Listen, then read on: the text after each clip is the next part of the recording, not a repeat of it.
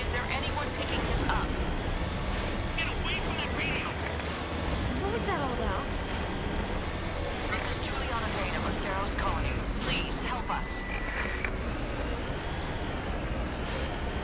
That's my mom! Stop! Stop! They're over!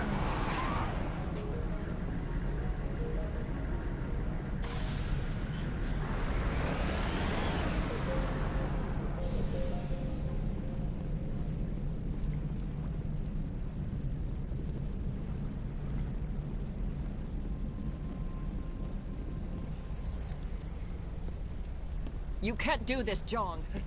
Everyone shut up! Let me think. What's going on? You won't get away with this. Get her out of here! Get away from her, you son of a bitch! Lisbeth!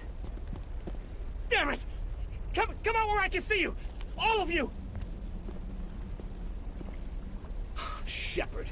Damn it. I knew it was too much to hope the Geth would kill you. I found some interesting facts about you in the exogeny database. I know what you did on Torfin. There's no reason for this to get bloody. Not this time, Jong. You need to back down and let them go. You don't understand. It's not that easy. Communications are back up. Exogeny wants this place purged. This is a human colony, Jong. You can't just repurpose us. It's not just you. There's something here far more valuable than a few colonists. Are you gonna tell them about the Thorian, or should I? The what? It's a telepathic life form living under Zoo's hope. It's taking control of the colonists there. Exogeny knew all along. You won't get away with this, Jong. So you keep saying, but nobody's gonna miss a few colonists. You're a bean counter, Jong. I'm a Spectre.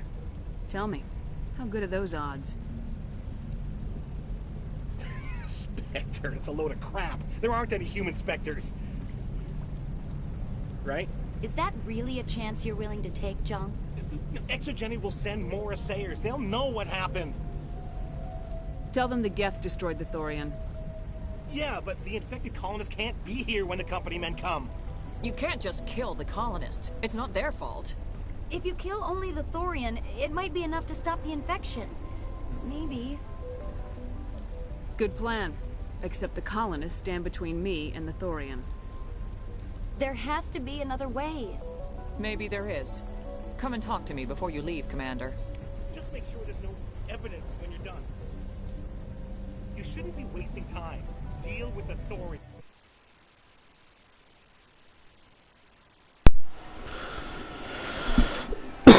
Huh.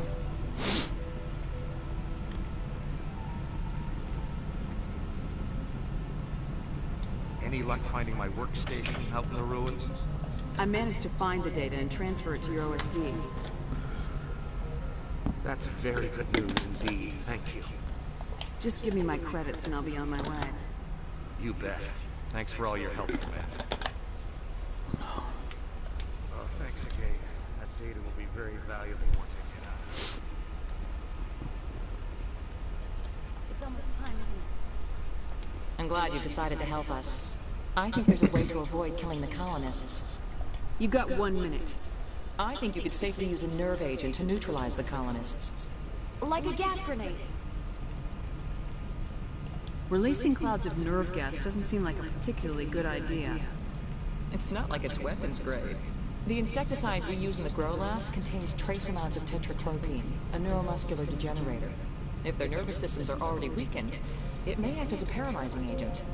We might be able to adapt a concussion grenade to deploy it. Sounds good. I'll do what I can. Excellent.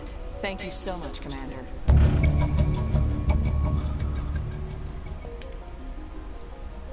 stay out of your way and choose a clear path. Good luck. It's almost time, isn't it? You shouldn't be wasting time. Deal with the Thorian.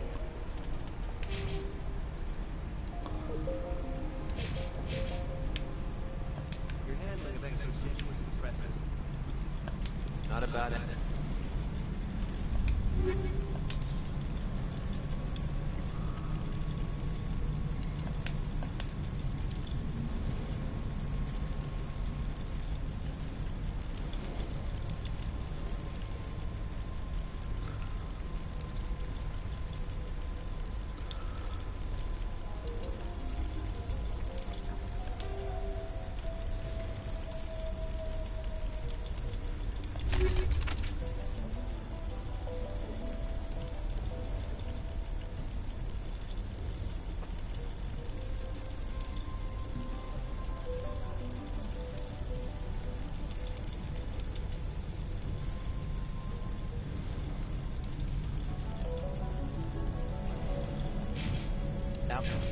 Everyone wins.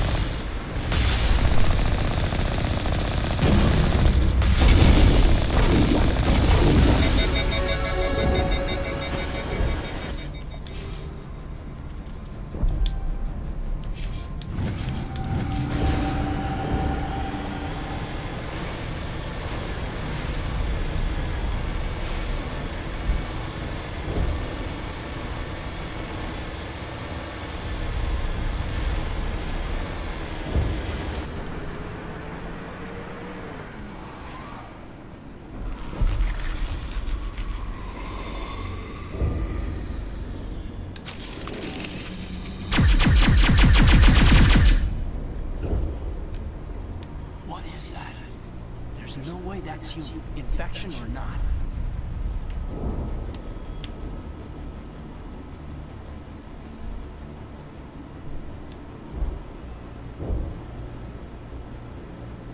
I want a clean sweep. Nothing hostile lives to take a second shot. What about the nerve grenades we acquired? We could potentially incapacitate the colonists. We don't have time to waste on these people. There's a galaxy at stake. Very well, Commander. If that's what you want.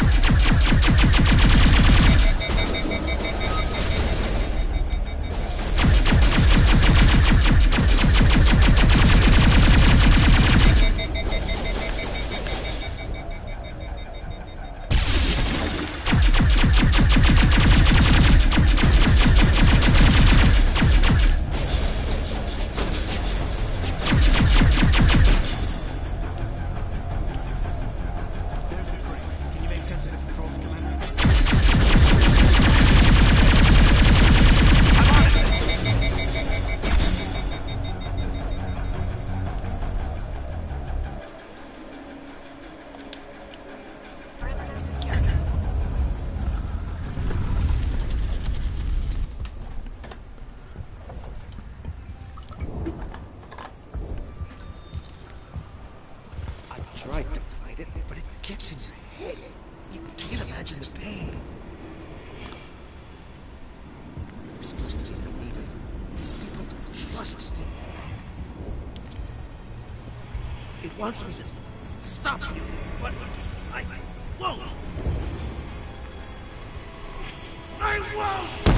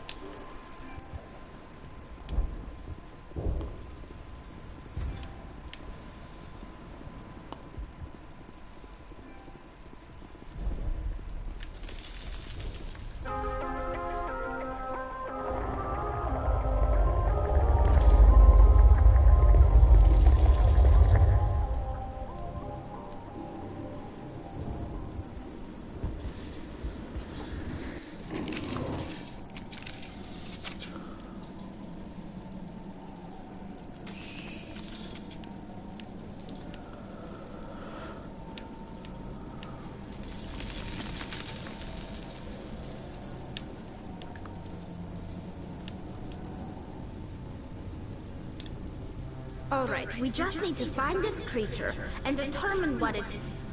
Kira, what is that? Nothing's ever simple, is it?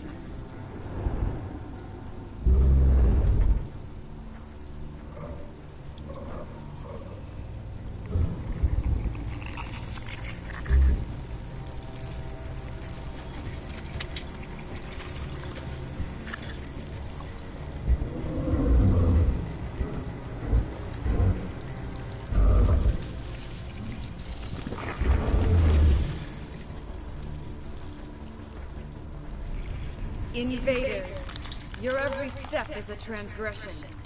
1,000 feelers appraise you as meat, good only to dig or decompose. I speak for the old growth as I did for Saren. You are within and before the Thorian. It commands that you be in awe. You enslaved the colonists. You destroyed their minds. I don't know what Saren wanted with you, but I just want you dead. The Thorian is a piece of this world, extending across the land and back through the ages. You can no more kill it and cut the sky. Your blood will feed the ground in the new growth!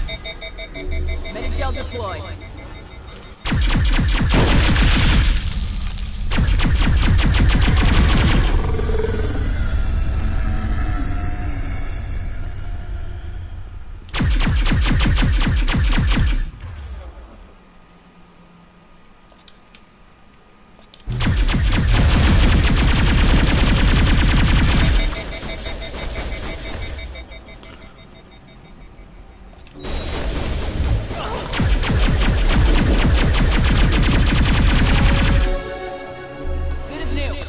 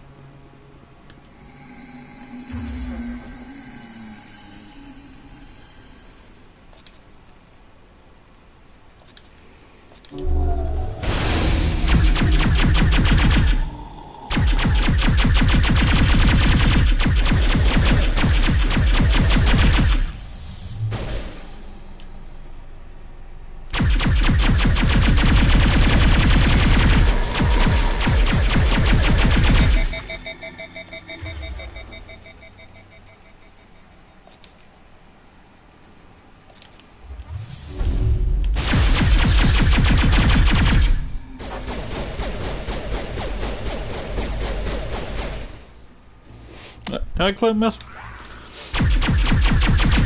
How you doing?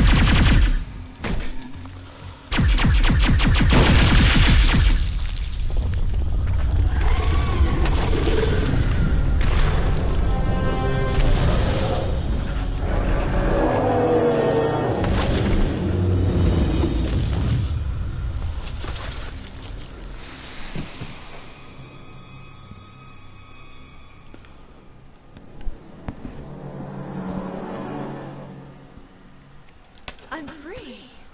I suppose I should thank you for releasing me. How do I know this isn't some kind of trick? This is no trick. The Thorian is dead, and I am myself again. My name is Shiala. I served Matriarch Benezia.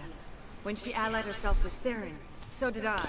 Benezia foresaw the influence Saren would have. She joined him to guide him down a simpler path. But Saren is compelling. Benezia lost her way. You chose to side with Saren. So did Matriarch Benezia. Benezia underestimated Saren, as I did. We came to believe in his cause and his goals. The strength of his influence is troubling. She tried to manipulate Saren, but in the end, her plan backfired. Asari matriarchs are among the most intelligent and powerful beings in the galaxy. How could one fall under Saren's control? Saren has a vessel, an enormous warship unlike anything I've ever seen. He calls it Sovereign. It can dominate the minds of his followers. They become indoctrinated to Saren's will. The process is subtle. It can take days, weeks, but in the end, it is absolute. I was a willing slave when Saren brought me to this world. He needed my biotics to communicate with the Thorian to learn its secrets. Saren offered me in trade. I was sacrificed to secure an alliance between Saren and the Thorian. That's what you get for trusting Saren. Saren is quick to betray his followers and his allies. Once he had what he needed, he ordered his Geth to destroy the Thorian. Saren knows you are searching for the conduit. He knows you are following his steps. He attacked the Thorian so you could not gain the cipher. What's the cipher? And why did Saren need it? The beacon on Eden Prime gave you visions. But the visions are unclear. So what experience on Wednesday, I said it also went home and I got wrong the next day. Yeah. He must think like a Prothean. He must understand their culture, their history, their very existence. The Thorian was here long before the Protheans built this city. It watched and studied them. When they died, it consumed them. They became a part of it. Just give me some plain answers. Where is the cipher? The cipher is the very essence of being a Prothean. It cannot be described or explained. It would be like describing color to a creature without eyes. To understand, you must have access to endemic ancestral memory. A viewpoint spanning thousands of Prothean generations. I sensed this ancestral memory, the cipher, when I melded with the Thorian. Identities merged, our minds intertwined. Such knowledge cannot be taught. It simply exists. You taught Saren, you can teach me. There is a way. I can transfer Full the knowledge Wednesday. from my Yeah, mind yeah, to definitely. yours, as I did with Saren. Absolutely. Try to relax, Commander. Slow, deep breaths. Let go of your physical shell. Reach out to grasp the threads that bind us, one to another. Every action sends ripples across the galaxy. Every idea must touch another mind to live. Each emotion must mark another's spirit. We are all connected. Every living being united in a single glorious existence. Open yourself to the universe, Commander. Embrace eternity. Embrace eternity.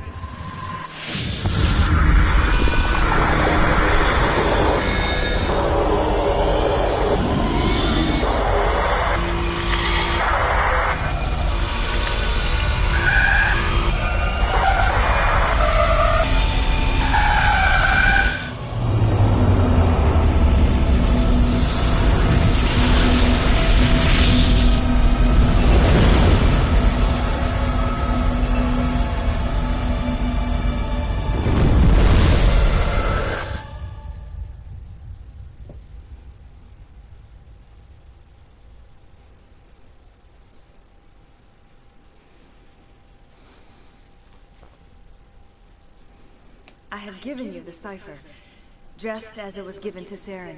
The ancestral memories of the Protheans are part of you now. What just happened? Are you okay? All I saw were more weird visions. It still didn't make sense. You have been given a great gift. The experience of an entire people. I'm It will buffing take we are. time for your I'm mind in to lots of trouble process over this Stuart. information. It's worrying. It's not ideal, but I just have to hope there's a I'm system sorry and a that you plan in suffered, place but to there was no actually other cope way. without him. You needed the cipher. In time, it will help you understand. I mean, like I said, I can let it slide with the Burr game because it's not ideal when you lose any player, you know, before kick-off, because when it's a key player, obviously everything you've worked on all week in training goes out the window. So I can let Burr slide, but we'll see what happens the next couple of games and that. But if it's not working and we look at absolute mess, then it does prove that without Stewart and that, we're simply not good enough. Which, yeah, that shouldn't be the case because we have got other quality players, which we do. But we saw it in pre-season a lot as well, didn't we? When Stewart wasn't on that pitch, we look at absolute mess. So Mowbray needs to try and find a way of playing and that, so we can actually cope without Stewart. Basically a plan B. Do you know what the conduit is, or where it is? No, I'm sorry. All I know is that Saren believes the conduit was the key to the Prothean extinction. Well, then whatever it is, we can't let him have it. You have the cipher. In time, your visions will clear. They will lead you to the conduit. I only pray you find it before Saren does. Is there anything else you can tell me about the Thorian? When the creature enveloped me, I became part of it. But I still don't truly understand it. So alien, so ancient. Its exact age is impossible to know. It measured time differently. 10,000 years of hibernation broken by a few frantic centuries of activity. Its mind was awesome, magnificent. It transcended all classification. And now it is gone. The galaxy's a better place with that thing dead and gone. The Thorian was a unique life form. A sentient being that lived for 50,000 years, maybe more. There is nothing even remotely like it in the known galaxy. I'm grateful you saved me from a life of thraldom. Yet I cannot help but feel some sorrow for the loss of such a rare and remarkable creature. What else can you tell me about Saren? There is little I could tell you that you do not already know. He's powerful, he's charismatic. Geary TV. I don't watch Southern anymore, but they were seemingly not doing too bad so far. Yeah, it's not been a decent start. Could have been better, but could have been a hell of a lot worse, so yeah, it's been an alright start. I love Stu, don't get me wrong, but at the end of the day, they're professional footballers to the championship level. They should be able to perform even more. Oh, I agree. Well, this is where we'll find out now, won't we? I want to know more about you. There is nothing remarkable about me. I was merely one of Matriarch Benezia's disciples. For nearly 2 centuries, I followed her, learning at her feet. When Benezia revealed her plan to join Saren, she gave her disciples a choice. Only those who were willing had to follow her. Many felt her plan was too dangerous, but I believed in her. I thought she could turn Saren away from his insanity. Instead, we joined him in it. You were allied with Saren. For all I know, you still are. I can't just let you walk away. Your suspicions are understandable, but you freed me from the Thorian and from Saren. I am on your side now. If you allow it, I would like to stay here with the colonists. They have suffered greatly, and I played a role in their suffering. I would like to make amends. You change sides too often. I have no choice. You must die. So be it. If this is the fate you feel I deserve, then I will not resist.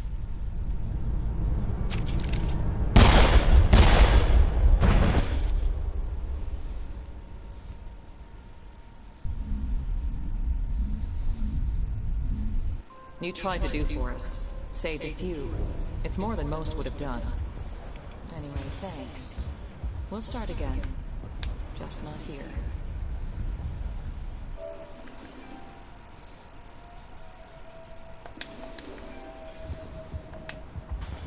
We'll be gone as soon as the transport arrives. Well, you killed it. At least that's something. There's so many of us. I think we will noble hope then. Yeah, I have my doubts. I really do, and this goes back to not strengthening well enough, you know what I mean? Like, lacking in depth. Only got... I know, like, yes, I do get where people are coming from, you know, when they say, like, we do have players that can play up front, but that's not the point. The fact is that you come to the end of the window, you only had 2 out-and-out strikers, you know, registered, right? One's injured. One's on loan, right? Who, before we signed him, wasn't even experienced in the championship. And yeah, Sims looks decent and he got off to a good start, but he hasn't scored since QBR. So, can we really cope with just Sims as the main out-and-out striker up until January? Yeah, personally, I'm not too sure, but I guess we'll just have to wait and see, won't we? All traces of the Thorian will be erased in short order. I did watch the new Wrexham documentary on Disney Plus. Deadpool's coming. Yeah. Oh yeah, yeah, but Ryan Reynolds and Rob McNally or what he's called. Makeshift defenses on Triton civilians. It's a miracle anyone is still standing. These people came here looking for a better life, and look what happened.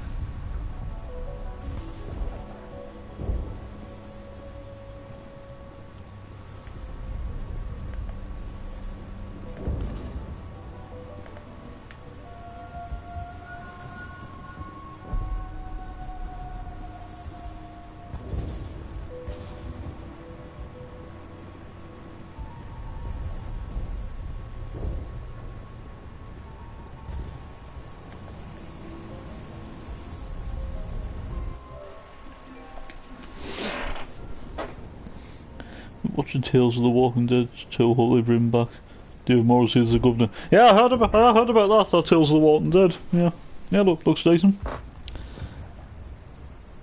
think that one's Rob McNally. Yeah. Mac from It's Always Sunny in Philadelphia. Yeah. The thing that winds me up is that we stock up on wingers and we don't even play with them. This club does. It doesn't, does it? I mean, realistically, with the system that we are playing, right, what we should have addressed is like another striker or two and actual proper wing backs. What we should have done is brought in proper competition with Gooch, right? I'm not saying like drop Gooch or anything, because to be fair, Gooch has actually done well there. But it would be nice if Gooch had proper competition from an actual out-and-out, you know, right back who can play right wing back. And we should have brought in a left back or left wing back as well. Because I think Gooch, you can kind of get away with Gooch as a right wing back, but Jack Clark, massive liability now for me. He cannot defend. It's not his fault. He's not, because he's a winger. So yeah, like, it's weird how we bring in like a few wingers and we don't actually play with we don't even play like the system, like, even though we're playing wingers out of position. But yeah, I've said that loads of times and that, and I get a lot of shit for it. You know what I mean? So, but it is true though. It's not rocket science and that. Like, it is obvious that technically this. We've had a good start, but when you look at the bigger picture, right, the whole squad in general is a bit of a mess. It's just with the system that we have been playing, when everyone's fit, you can get away with it. But when key players start getting injured, and that the cracks start to show. Not enough options in certain areas of the pitch. Simple as that.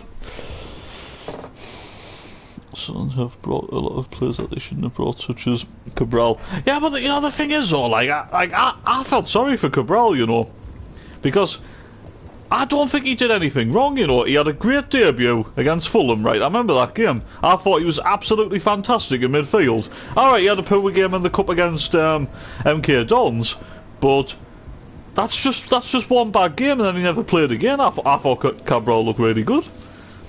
Yeah, I really like the look of him.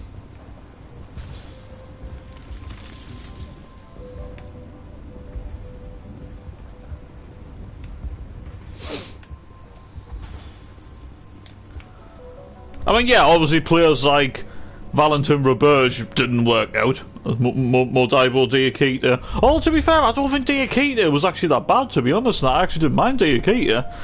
But, yeah, Roberge wasn't, like, good. Mavrias was a waste of a signing, even though the lad had potential, but obviously just wasn't properly given a chance. David Moberg-Carlson, another one I thought had potential, but just wasn't really given much of a chance. I mean, yeah, like, Moberg-Carlson is playing in Japan now, so obviously it just tells you, like, you know, all for money. So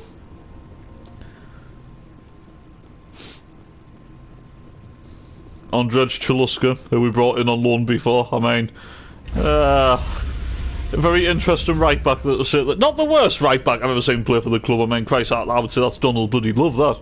But Chaluska, yeah, not great. Stand by, shore party. No place we definitely wing a centre back when everyone. Yeah, exactly.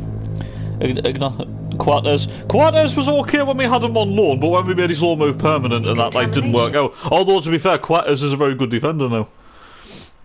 Commander, you look pale. Are you suffering any ill effects from the cipher? My brain's been scrambled like an egg. How do you think I feel? I might be able to help you. I am an expert on the Protheans. If I join my consciousness to yours, maybe we can make some sense of it. Do it. Hurry. We don't have much time. Relax, Commander. Embrace eternity. Embrace eternity.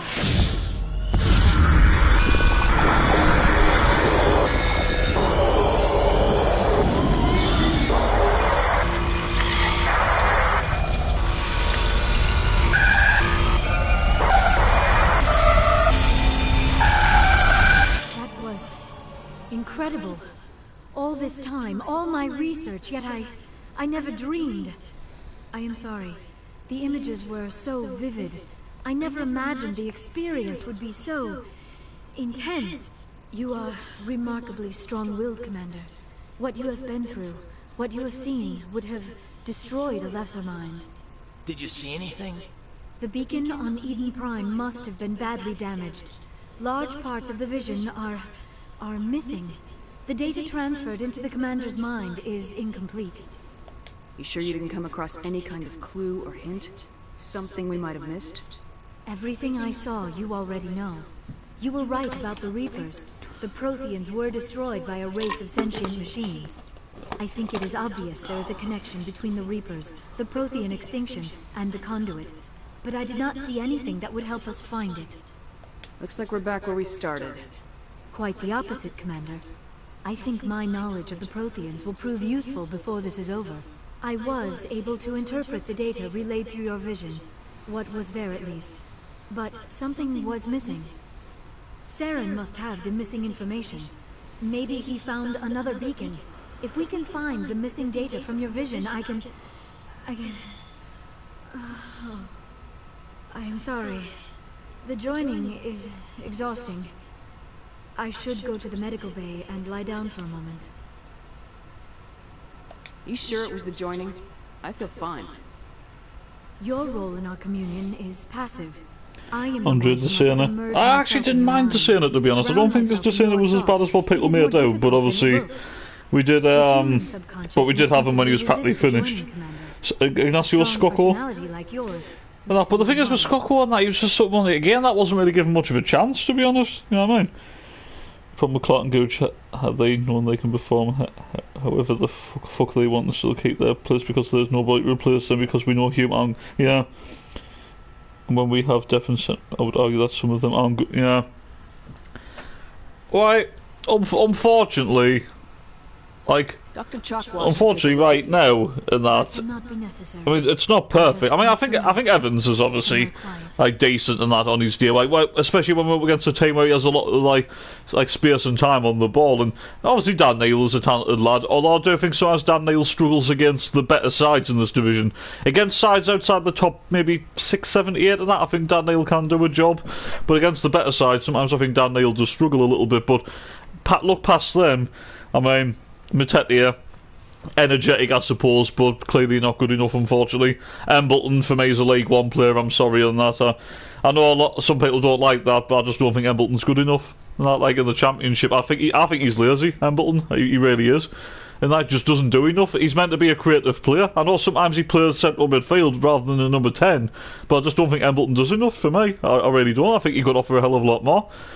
And Minshew, obviously only time will tell. The lad looks talented and that, but obviously can he adapt to English football? Abdullah Bar, don't really have a clue about him, to be honest. Apparently he's supposed to be very good with both feet and a very talented lad, but he has just come from Le Havre, who play in the French 2nd division. You know what I mean? So yeah, I don't know. Like I said, it's the whole balance between youth and experience for me isn't quite.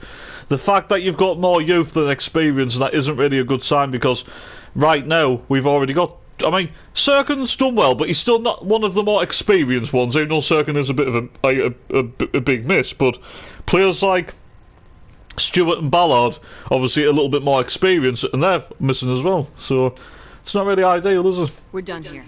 Dismissed. I've sent off the Ferris report, Commander. You want me to patch it through to the Council? Patch him through, Joker. Setting up the link now, Commander. Commander, Exogeny should have told us about the thorium. It would have made your job much easier. You might have been able to capture it for study instead of destroying it. The only reason to study a creature like that is to figure out how to kill it. Yes, kill it. That's how you humans usually deal with things you don't understand. The Thorian enslaved and killed innocent civilians. Yes, I'm sure you're correct, Commander. It's unfortunate the colony couldn't be saved. I'm surprised, Shepard. Ferris was a human colony. I thought you'd go to any lengths to save your own kind. The mission comes first. Sometimes sacrifices have to be made, Commander. I'm glad you understand that. Goodbye, Commander. We will be waiting for your next report.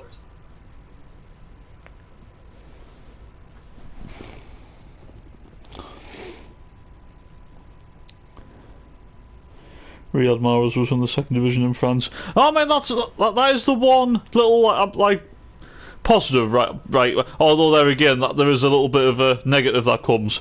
Le Havre, where we got Bar from, they are known for having a very good academy, and that I think Paul Pogba came from Le Havre. Yes, obviously Riyad Mahrez as well. Quite a few good players like Le Havre have been known for a very good academy in France. However, do you remember El Hadjibar? Or El Hadjbar? Do you remember him that we signed before? He came from Le Havre and he didn't quite work out, did he? So I don't know.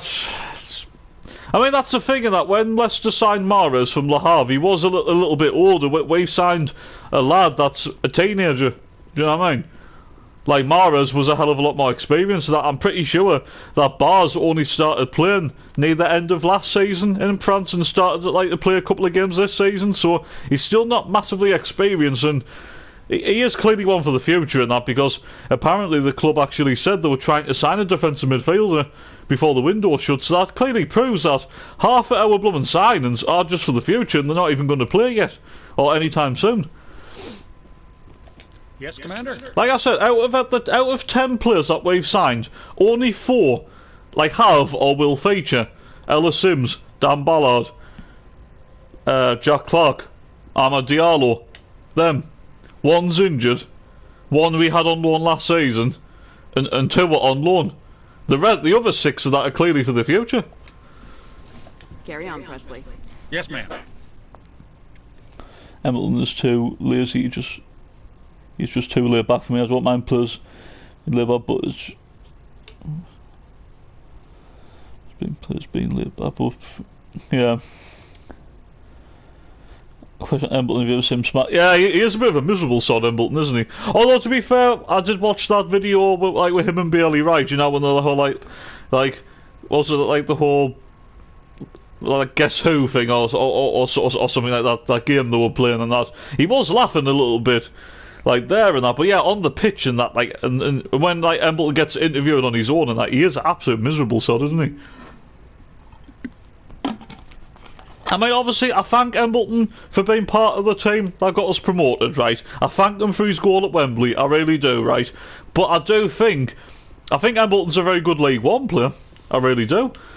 But just think though, even last season, he had his moments of quality, didn't he? But even last season, he was very inconsistent, wasn't he? Now, if he was inconsistent in League One, then what makes it people think that he's going to be outstanding in the Championship? And that's the thing, Embleton's not as young as what some people think. What's Embleton now, 23, 24? So... hey, Commander, next time we touch down, let's try not to park the ship in a colony of mutant zombies. Just thinking out loud here. I have to go. Alright, see ya. The quote from that team didn't believe that Mahrez was he didn't believe that Mahrez would be successful. Yeah. Bars just turned 19. There you go, he's only just turned 19. And just think, Ewison Bennett as well. He only recently turned 18 as well, so... Yeah, there's all about the future and stuff, but... It is still a bit of a gamble, this whole regime and model at the minute, isn't it? Because... Why didn't just for this season, just to make sure that we're comfortable and we're not in any danger of going back down, right? Why didn't they just sign more experienced players than younger players, just for this season, and then do all this next season when we're more established in the Championship? It's a massive gamble to do this in your first season back in the Championship after 4 years. Massive gamble. Try to say Gooch was grumpy, I was very surprised. Yeah. No, I mean, sometimes on the pitch, Gooch does have that woman, that angry, face to him, and that, sometimes when he means business. But I have seen times where, Gooch can, smile and, laugh a bit and everything, but yeah, I'll definitely put Embleton more up there as bloody, grumpy, I'll tell you that. Like I said, I like Embleton as a person, and I don't like to say he's grumpy, but I do like him as a person, and obviously he's come through our academy, he's a local lad, he supports the club and stuff, and obviously fair play to him for that, but he could do a hell of a lot more if he just put his mind to it and just put some more effort in, because he is holding back a little bit, he really is.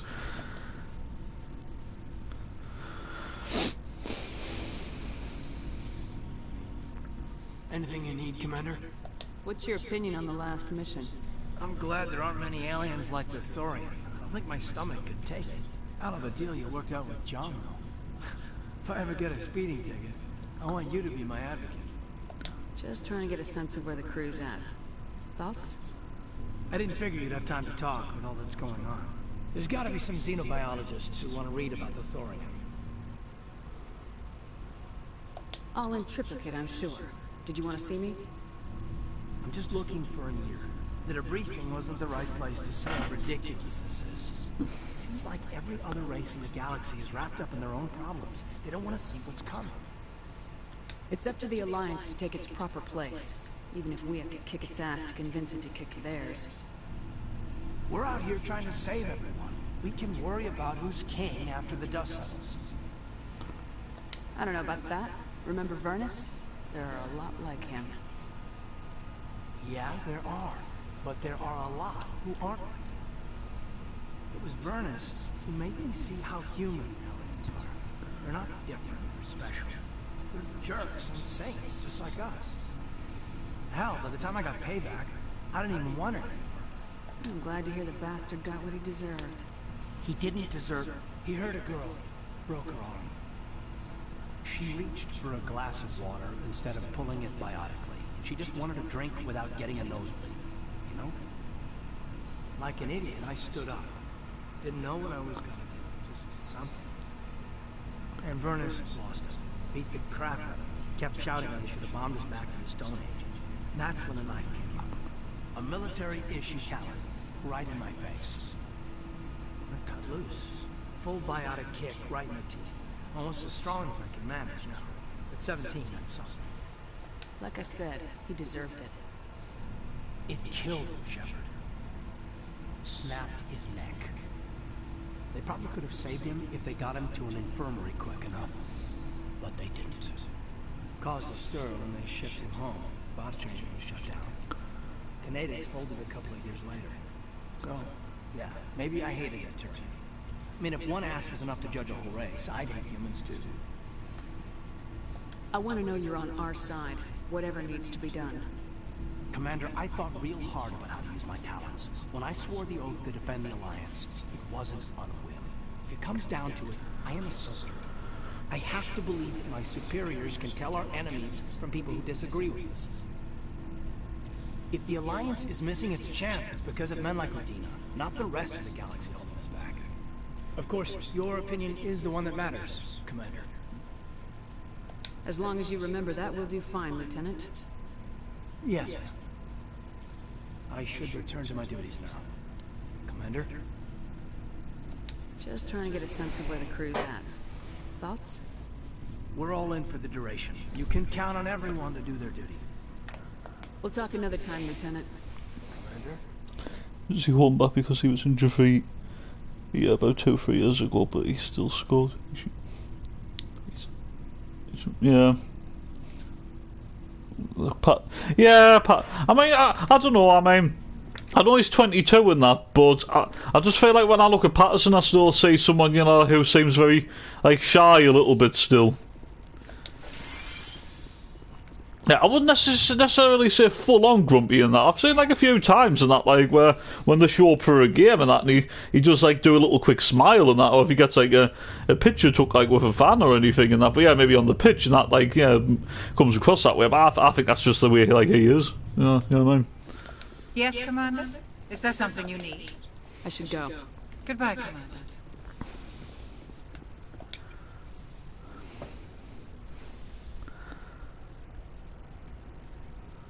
Commander, are you coming to check up on me? You look much better. How are you feeling? Dr. Chakwas assures me I am going to be fine. I was impressed with her knowledge of Asari physiology. You're in good hands. Dr. Chakwas knows what she's doing. I get the feeling you want to ask me something, Commander. I like talking with you, Liara. No matter what the subject. You have been very understanding with me, Shepard. Very patient. I appreciate that. I know there are some strange beliefs about my people. I am familiar with the legend of Asari promiscuity, but those rumors have little basis in fact. When one of my people joins with an individual from another species, it is a very deep and spiritual exchange. We do not enter lightly into a union. You make it sound almost mystical. A true union goes far beyond an ordinary melding. It is a connection that transcends the physical universe. Two become one, Thoughts and senses merge, identities intertwine. Memories and emotions weave themselves together, becoming entangled in a single, rapturous whole. It is unlike any other experience. In some cases, it can be a truly life-changing event. Sounds amazing. Are you saying... No. Oh, no. I am not very good at this, am I? I'm sorry, Shepard. I am trying to explain why I have been so... reserved. The Union is more than just sex. It is the lifeblood of my species, the way we Asari evolve and grow as a society. That is why I have never... that is why we must choose our partners with great care. I want you to be absolutely sure about this, Liara. I am only 106, barely an adult by Asari standards, and I spend most of my time absorbed in my research. I never really thought about it, not until I met you. You are very special to me, Shepard. But with all that's happened, Saren, the Geth, the Reapers, I do not know if we are ready for this. I'm ready, if you are. Eager is not the same as ready, Shepard. There is too much at stake. We need to put aside our personal feelings and focus on stopping Saren. I wish it did not have to be that way. But we all have to make sacrifices. Let's talk about something else. I should go. Goodbye, Shepard. I kind of understand he probably was a bit scared to shout at the 30 you'll send it back, to be honest. It's first of all. Oh yeah, exactly. That's kind of understandable, I suppose. I mean, also as well, that he kind of like still looks like he has a bit like of a, you know, like a baby face, if that makes sense. Like he looks younger than 22, Patterson. Like he kind of looks like someone that's about, you know, 15, 16 or something. You know what I mean? Like he does look younger than what he actually is, and that, so that could be part of it as well. But maybe I'm just thinking too much into it. I don't know.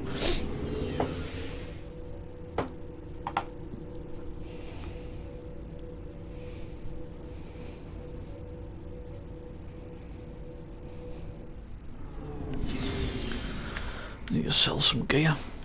Right, I'm just going to quickly go get a drink. I'll be right back.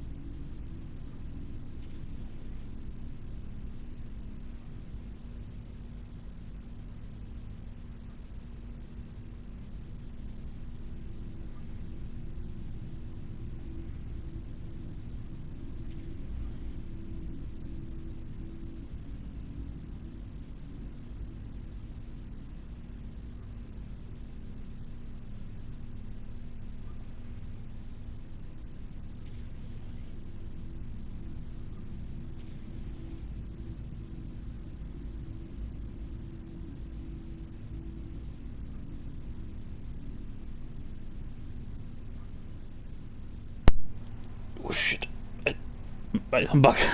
Sorry about that. I took my lass to the game once and she did say she was Patterson 27.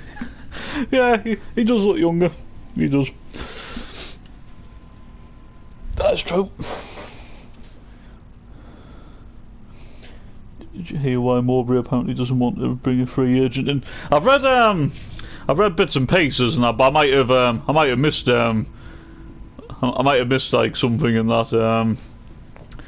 Was it like, I mean, obviously you let us know on that because maybe I didn't read it properly, but I saw something he was like talking about Bennett like a bit. Looking for supplies? Yeah, I don't know the whole fact that. You bet, Commander. Yeah, they were too busy focusing on trying to get a centre back and a defensive midfielder and that on deadline day, rather than actually bringing in an actual, like a striker or something. So, oh, excuse me. Sorry about that. Some lunch trying to come up.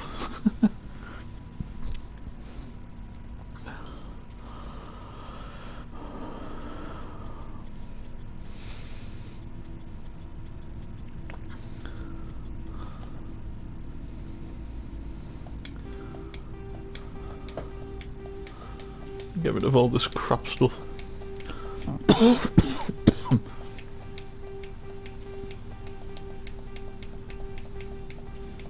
I have so many credits, but just nothing to spend them on. At least that changes like in the second and third one. In the first one, there's just not really that much to like spend your money on.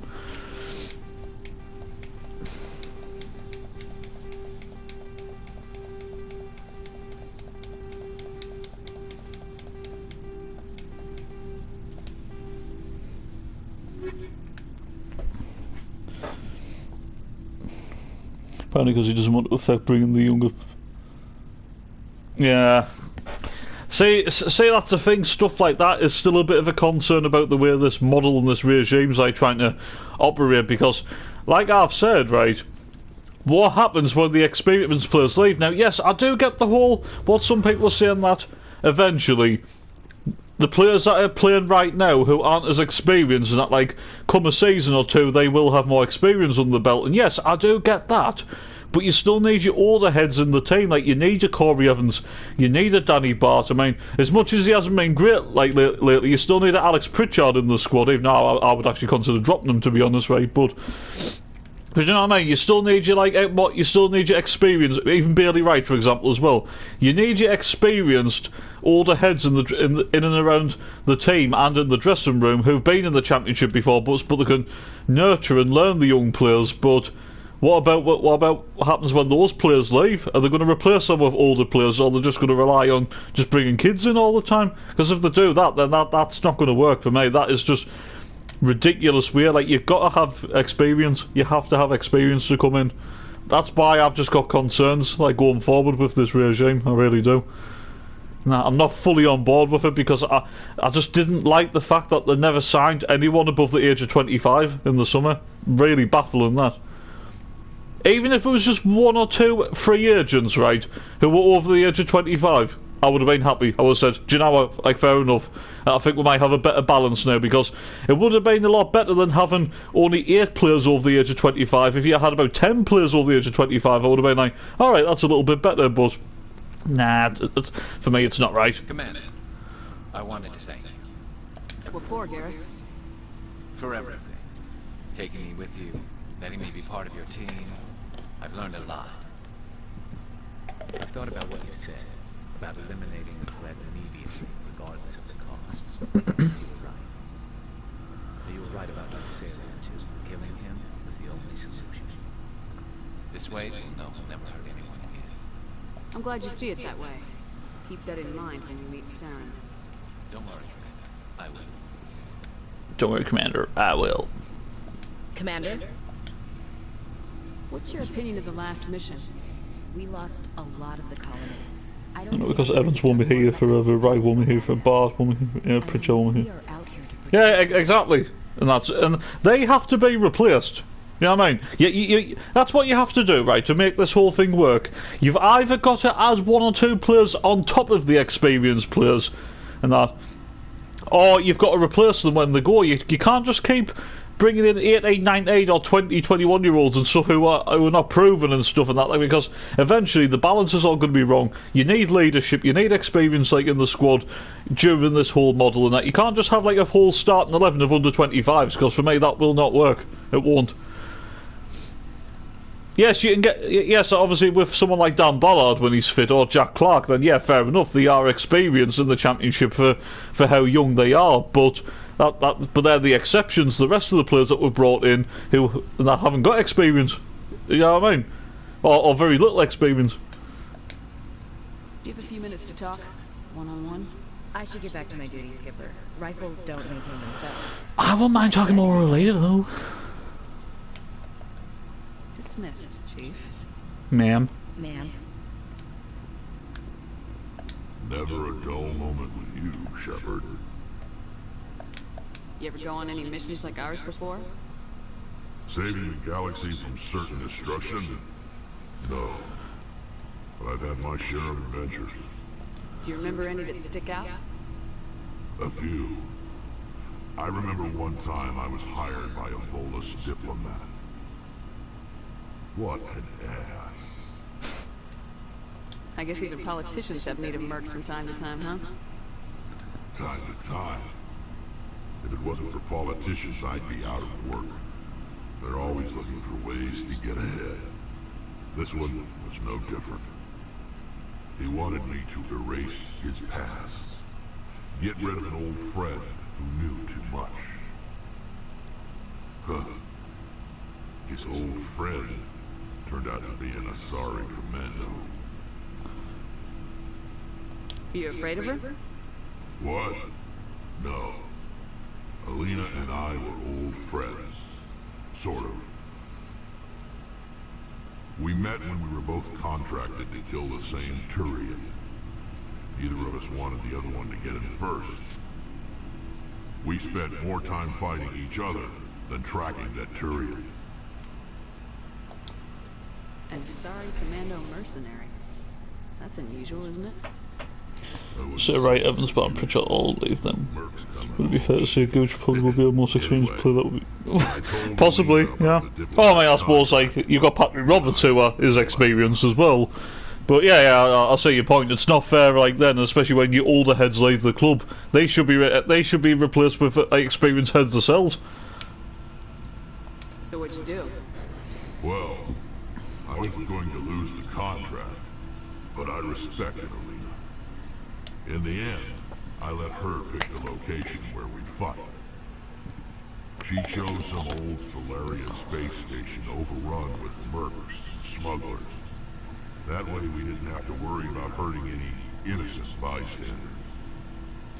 She always was a bit of a softie. What happened on the station? What didn't happen? For 2 days I chased her through that station. Used my entire store of ammunition. Had to kill a bunch of mercs and use their crap weapons. By the 3rd day, the station was barely holding together. The mercs were dead or gone. Life support was failing. But I had her.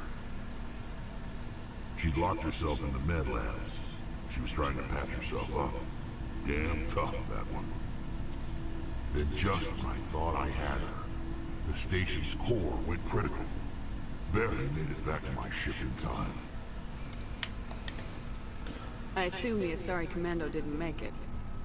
I watched the station from a distance. I've found 25, 26 year olds. It's been the most experienced. Like it's.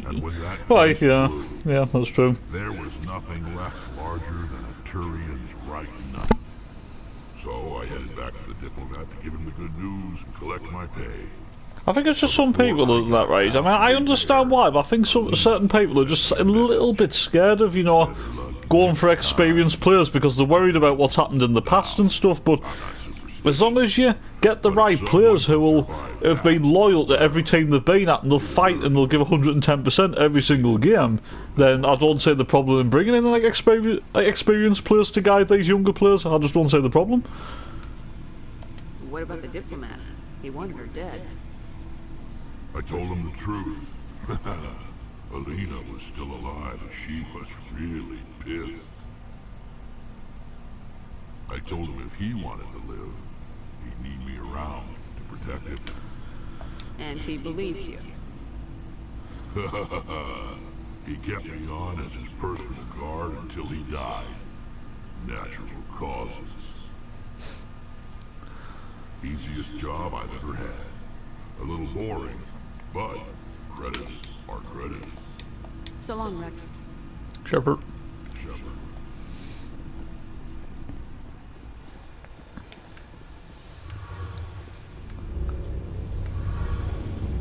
Something I can do for you, Commander. Carry on, Adams. Hey, Shepard. Do you need something? I should go. See you later. See you later, alligator.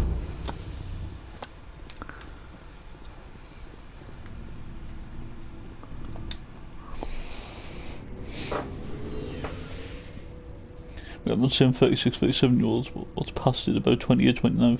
Yeah. Or even like someone, or even someone like under the age of like 33 or something, like even like a 30 or 31 or 32 year old, someone that's still got like maybe a year or two in them and that, like, yeah. I mean, Danny Bart's 31, but I think Danny Bart's been an unsung hero for Sunderland so far this season. I think Danny Bart's been great. And that, I mean, yeah, like, he's not the greatest, like, with the ball and that, like, he's not really a ball-playing defender, but Danny Bart's like an old-fashioned, no-nonsense defender, and he is he's massive, like, at the back for us. He really is, like, a proper leader. And that's the thing, start the season, I thought Bart would have been, you know, back up to Bailey Wright, but it's actually, like, the other way around. So, yeah, Danny Bart's been crucial for Sunderland, and he is crucial, and that, we need him. Bart been good. He has, yeah. I like Danny Bart, yeah. And that's the thing with Danny Bart. He's been there and he's done it before. He's been promoted out of League One. He's been promoted out of the Championship before. Obviously, he's a leader. He's captained these White Wolves before, so he's exactly what you need. Exactly what you need. I just wish we had a couple more like him. I know we've got experienced heads, but I just wish we had maybe one or two more like Danny Bart, who's got the experience and the real quality to go with it. Just on top of what we've already got.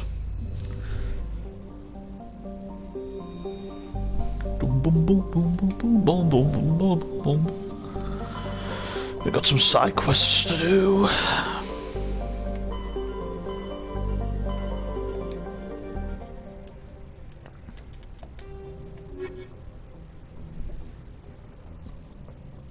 But Wright and Evans are all over 30 and have all been good for us, so that's...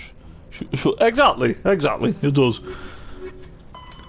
It's like, that's what gets me, and that, like, you know, like, last season, we brought in experienced players, right? With the likes of your Evans, your Pritchard, your Bart, your, like, Roberts. I mean, I know he's not here now, but we did bring in Defoe, right? That, like, we brought in players with, like, experience, right? But that was in League One. But this season, we've only brought in 2 players with experience in the Championship, and 1 was on loan last season, so overall we technically only brought in 1 with Championship experience, but last season we brought in about nearly like 4 or 5 in. I just don't get how that works. I really don't.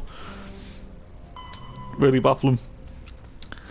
So, right, logs mentioned something about the system in the Maroon City cluster. Matano, right, okay.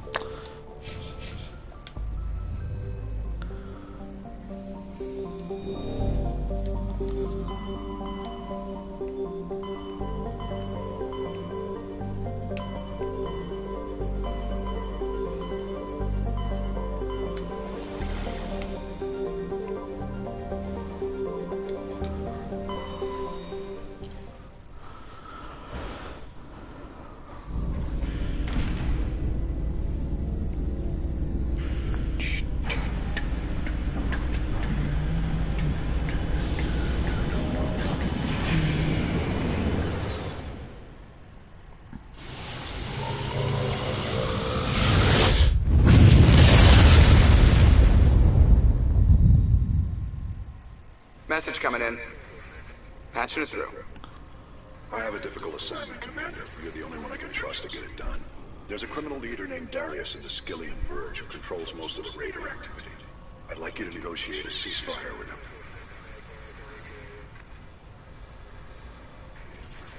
Wouldn't an Alliance negotiator be better suited for this assignment? Darius won't respect an alliance negotiator. He built his empire by killing his rivals. But with your very public achievements, you represent a strong image that Darius has to respect. Show him that the alliance won't back down. Show him he better make peace while he can. If you're certain it's a good idea, I'll do what I can. Excellent, Commander. I appreciate your help. The meeting will take place on a remote barren planet. I'm transmitting the coordinates now. I'm also transmitting the background for this negotiation. Fifth Fleet out.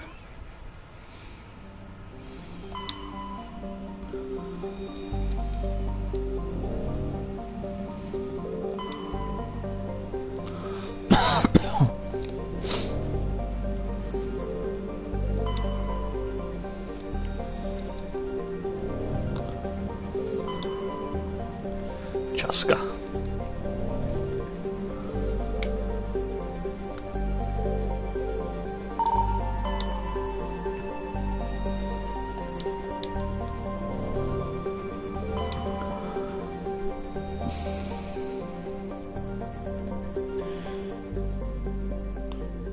Yes, but I know the club just doesn't want to go down that route, yeah. Well, I just have to hope that they know what they're doing in that. I mean, do I think it's the right move?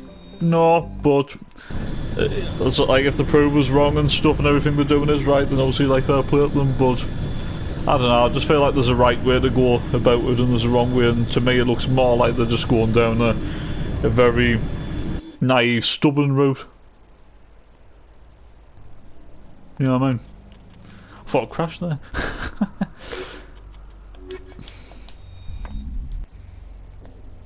I mean, I was talking to like Michael about this on Friday, like with the show, and yes, our model is kind of similar to Brentford's, right? I mean, I know Brentford signed a lot of Danish players, but like Brentford do sign like a lot of like young talent, right? But also in the summer, like Brentford signed Ben Mee on a free transfer after he got released from Burnley, you know, an older head. But I respect that because they knew that they needed some, you know, a bit more leadership and a bit more experience in the squad. So in a way, like, at least Brentford are doing it the right way, where yes, they're going for younger players, but at least they're still added an experienced head amongst the ranks who's been playing every single game for them so far. So, I mean, yes, I know it was down to injury as well, but they could have signed a younger player, but they didn't. Yeah, they signed someone with as much experience as what Ben Mee has.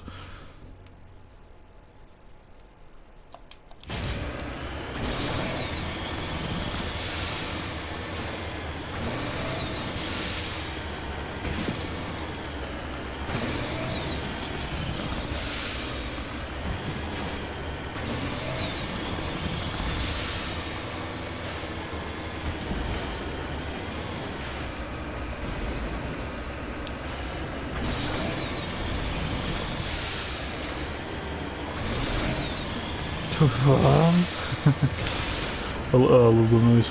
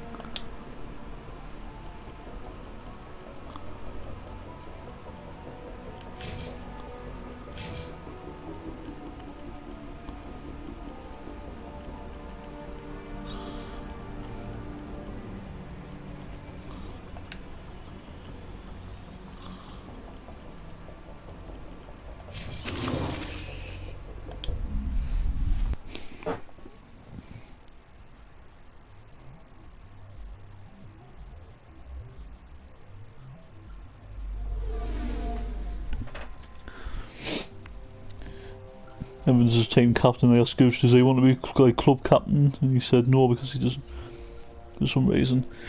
If that's true, and that maybe that's like a sign that maybe Gooch just doesn't like want the like properly want responsibilities, like as a proper leader, and that maybe he feels like it would hold him back a little bit or something. I don't know. Alright, Nathan, we get to see no football this weekend. I mean, there was football on, and I watched the Schalke and Bochum game yesterday in the Bundesliga. Schalke won 3-1, their first victory of the season. Bochum still rock bottom of the Bundesliga with no points. It was a derby game as well. Not a big derby, but it was still like a derby. So I watched that yesterday. Yeah, bit strange, obviously no like English football, but I do understand. I didn't fully agree with it, but I did understand, and to be honest, I suppose I couldn't really do much about it because of everything that happened yesterday as well. So I completely understand, but at least it's going to be back to normal, obviously on Tuesday and Wednesday.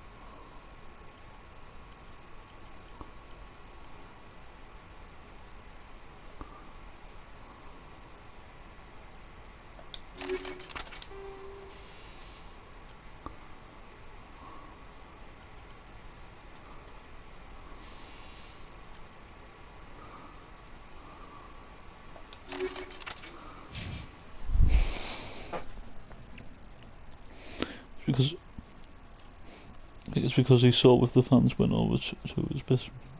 Yeah, possibly.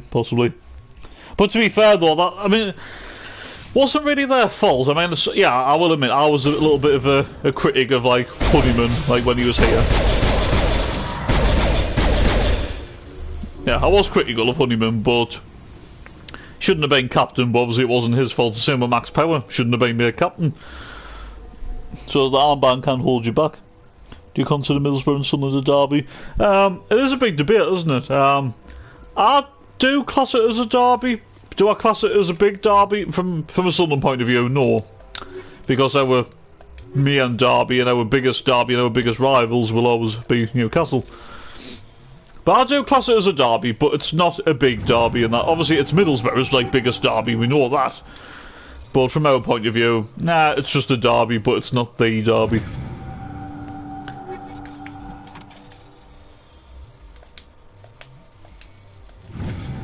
I mean, it's just like, for example, if we played Darlington or if we played Hartlepool, like, or Gateshead, like, it's still a derby, but it's not the derby, like, do you know what I mean?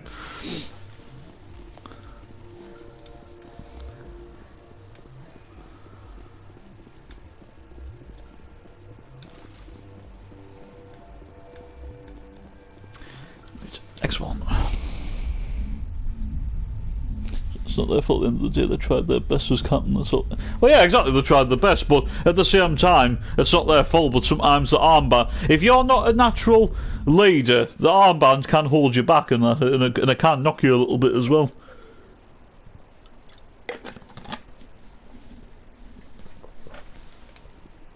Can be just too much pressure for some players. Only natural leaders can handle it. If you're a natural leader, if you've worn that armband before, or if you're very... I mean, yeah, to be fair, Max Power and that, like, he was vocal and stuff, and he did shout and that, but he still shouldn't have been captain, though. The entire colony must have been transformed. Yes, transform into mindless husks.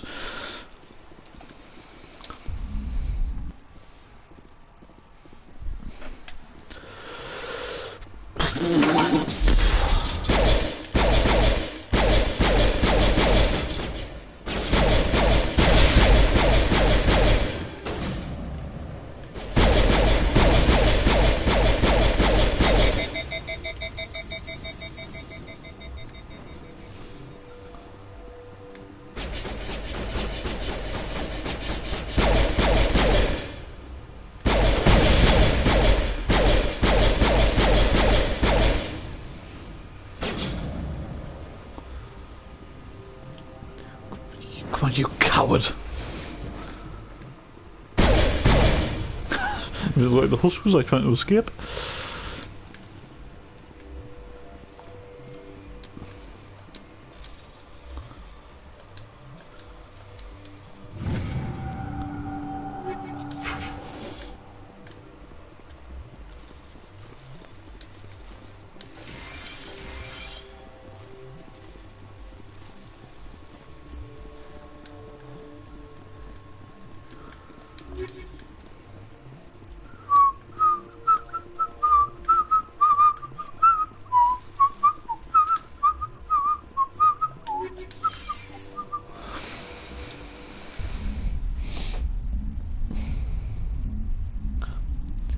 Yeah, possibly. Yeah, possibly, Clinton. Yeah, Dave Downer, you might feel like he just doesn't want the...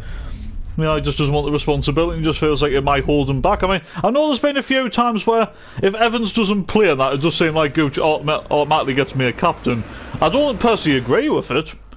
And that I feel like if Evans isn't playing, I think the captain's armband, in my opinion, should go to Danny Bart or Bailey Wright if he was playing. And that, but to be fair, Gooch hasn't done too bad when he's had the armband, but obviously I still don't personally agree with it. Oh, it's like when some people said in the past and stuff, you know, about Luke O'Nien, future Sunderland captain. Nah, no, definitely not. O'Nien's similar to Gooch, right? He's passionate, he's good with the fans, right? But that doesn't make you a captain, you know what I mean? Our proper leaders in that team, like proper leaders who can wear that armband, is Evans, Wright and Bart.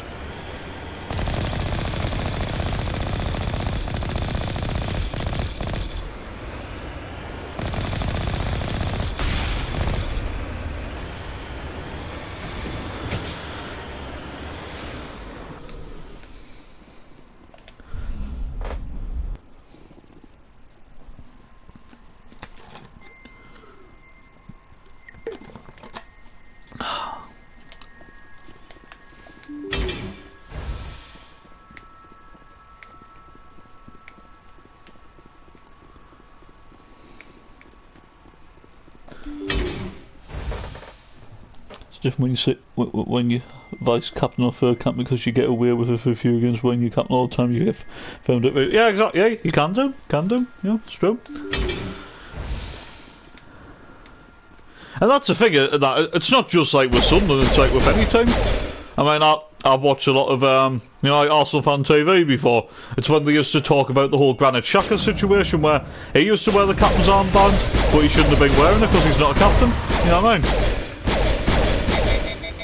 That's what I say, yeah, that can be with any team. Like, it's not the player's fault, it comes down to the coach for maybe having a little bit too much faith in someone who clearly isn't a natural leader on the pitch.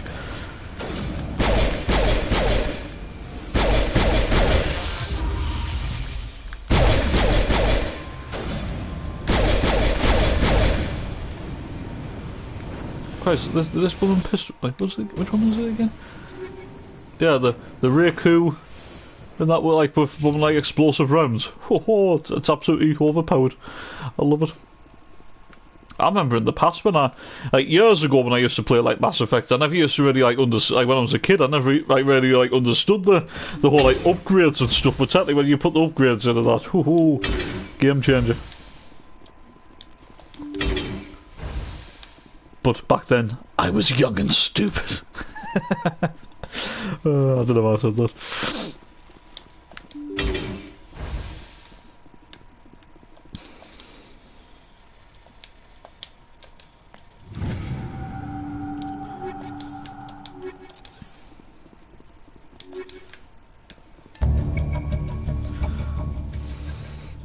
Colonial Pioneer team rarely consists of more than a few dozen specialists. It's claimed that none of them have survived.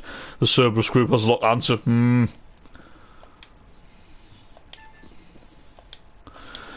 Cerberus. And unfortunately, we've got to work with them on the second one. Enemy of my enemy is my friend, unfortunately.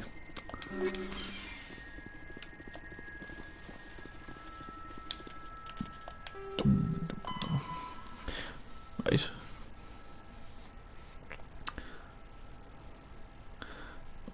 In the Hades Gamma cluster, we will do that.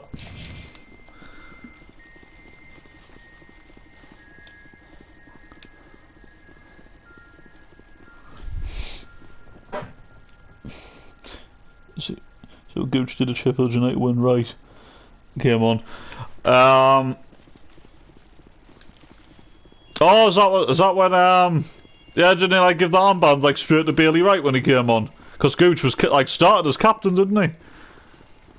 And that because obviously Evans missed out that game because it was Neil and Embleton like in midfield, wasn't it? But yeah, I think as soon as Wright came on, Gooch gave him the armband straight away, which even Gooch knows Wright deserves that armband because he is a leader. He's more experienced.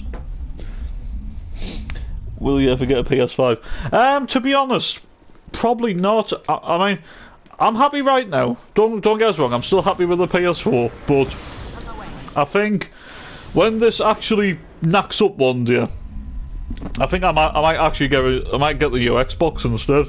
I might go back to Xbox if I'm being honest. I don't know, there's just quite a lot of games on Xbox that I'd really want to go back to. I miss the Halo series, I miss the Gears of War series. There's just a lot of game series that I'm kind of like, you know, I'm missing out on and that. So when I'm done with the PS4, I'll probably get the new Xbox. You know, just go, because I mean that's the thing. I used to be more of an Xbox person than a PlayStation. I mean, I started off.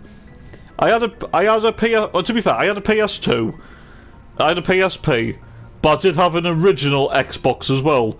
Then I got a 360, and I had the 360 for like nearly like probably 10 years or so, and then obviously I got the PS4 about 5-6 years ago or something like that.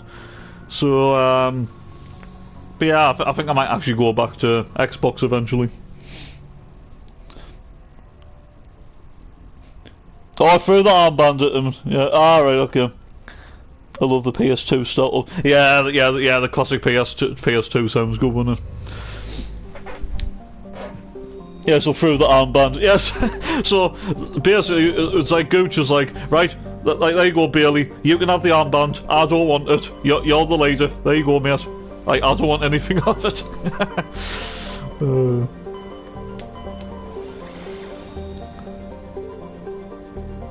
Which system is it? I can't remember which system is it. Oh shit! Which one is it? I can't remember. I can't even remember. Is it this one?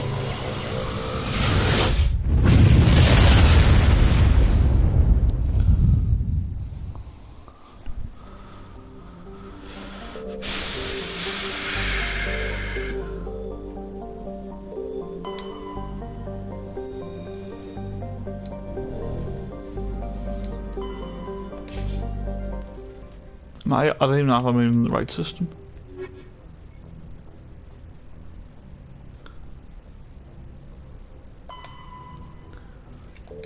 I'm in the wrong system. It's a Plutospun system. It was funny that everyone around me was laughing because of, yeah.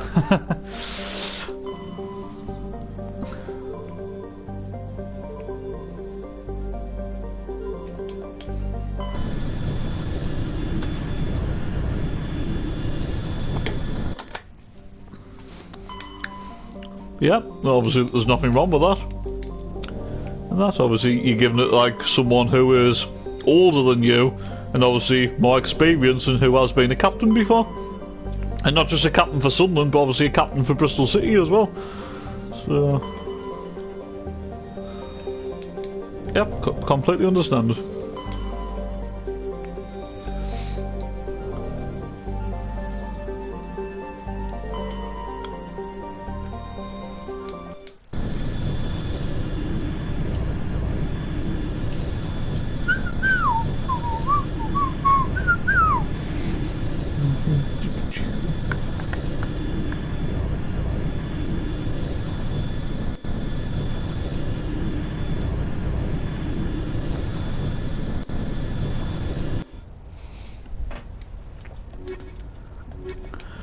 We'll go Caden and Rex.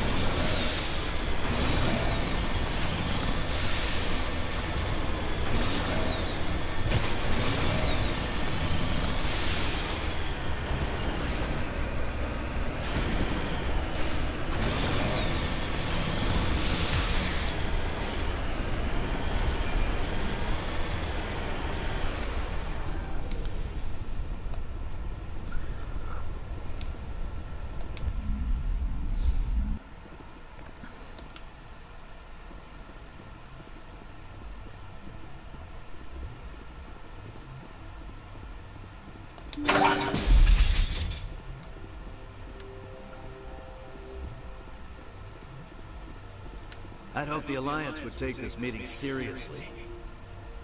Instead, they send me a woman. Were you supposed to use your assets to win concessions from me? According to your file, your only mark of distinction is that you stupidly got your own soldiers killed on Torfin. I'm not here to put up with your crap, Darius. Shall we talk, or should I just shoot you now? You can't speak to me that way. You and your Alliance owe me, Shepard. You see this gun? This is your gun. Your military set me up here, and now it wants to pretend it doesn't know me. But I know the truth. The Alliance needed me here, so treat me with the respect I deserve! You said we set you up. Did the Alliance give you weapons? After the Batarians were driven out of the Verge, the Alliance wanted to stabilize the region. I had the strongest syndicate in the area. They gave me the weapons and money I needed to take over. So do not pretend we are so different, soldier. I deserve your Alliance's gratitude, not these attacks! Someone once said that diplomacy comes from the barrel of a gun.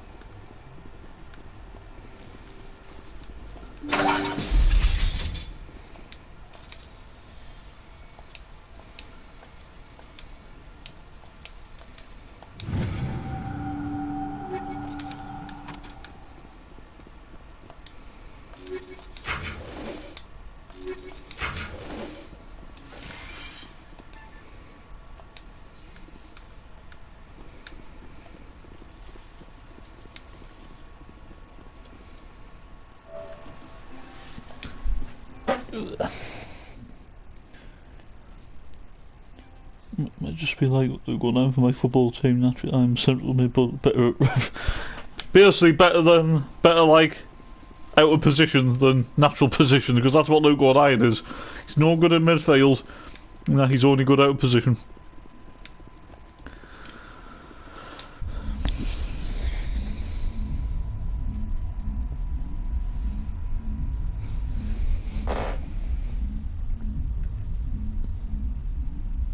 I know you don't like playing FIFA, but are you getting it this year? Probably a daft.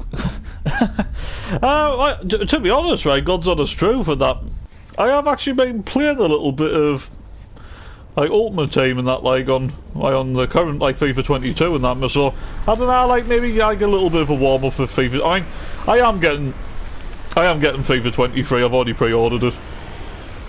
It's the last one anyway, so. Maybe it might go out on a high and that, maybe it might end up being the best one, you know, save the best till last or something. Because after this and that, like, it's changing its name and that, it's not going to be done by a year anymore, is it? It's going to be done by a different company, apparently. Yeah, I'll be doing the Sunderland career mode, yeah, like again, I think on the Sunderland channel and that eventually, so that'll be interesting.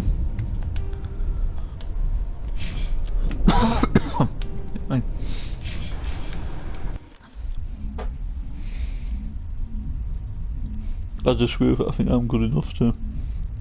No, I mean, like, obviously, like, fair enough, like with you and that, like, obviously, like, if you're good enough to play, like, in your natural position and out of position, then obviously fair enough. No, I was just talking about Luke O'Brien, like, you know, someone who's not good enough to play in his natural position. I'm getting the Ultimate Edition. Alright, nice. I'm just getting the Standard Edition. I've been doing some of the, you know, the pre-season stuff on FIFA 22's Ultimate Team. I've been doing some of like that because you get, like, you know, like packs and you get stuff and that, you know, like for Ultimate Team for FIFA 23. So yeah, I'm gonna give it a go and that. So yeah, it might be better. Might be better.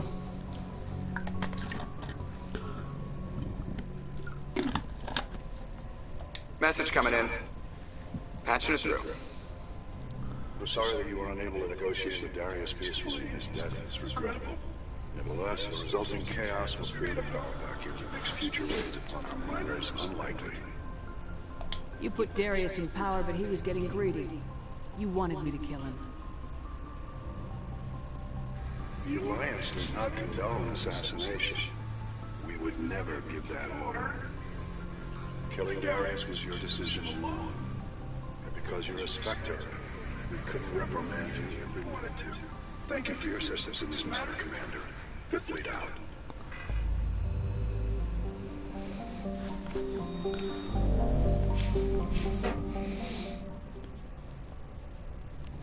You know, early access. Oh, excuse me, sorry. Early access comes at the same time as Ultimate. Alright, yeah. Well, for a change, I've pre-ordered it, you know, actually from, like, you know, like online. Like, the last few times I've pre-ordered it, you know, through the PlayStation Store, right? But I've pre-ordered it, like from, like a website, right? So there's a chance that you could get it, like, you know, like a little bit, like, earlier than when it's meant to come out. Because that's kind of happened, like, in the past, so we'll just have to wait and see.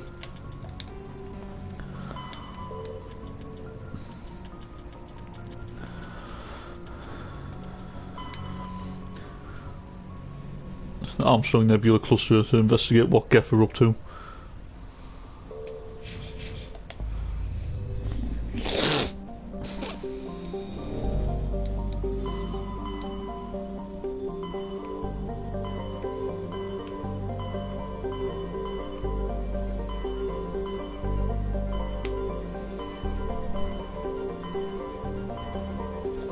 Message coming in from the brass at Arcturus.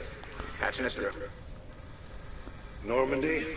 Admiral Hackett here. We're getting reports of a marked increase in Geth activity in the Skillian Verge. Surveillance drones have identified Geth outposts on 4 different planets in the Armstrong cluster. We need someone to take them out. We have any idea what they're after? Hard to say. They may be just gathering intel on us. Are the packs any good? Because I haven't looked. Some of the objectives, if you do them, you get like rare player packs, and you get like a few packs that contain players, you know, from a certain nation and stuff. And you get a few consumables, and you get like coin bonuses as well, and that. So you get a few things and that. Basically, it's just like if you don't want to spend any like money on Ultimate Team and that, like it gives you, because obviously they give you free packs anyway, you know, for playing like Ultimate Team like previously. But if you do some of this pre-season objectives and that, you get like a few extra packs and a few extra like consumables and coin bonuses, you know, to go towards like what your your starter packs and everything. So it might be worth a look. Might be worth a look. Let's hope not. We need someone to investigate this, Shepard. Finding Saren is still your top priority, but you've got experience fighting again. With the logical choice to take out these outposts. Yeah. We're transmitting all the locations of known Geth outposts in the Armstrong cluster to the Normandy now. Admiral Hackett out.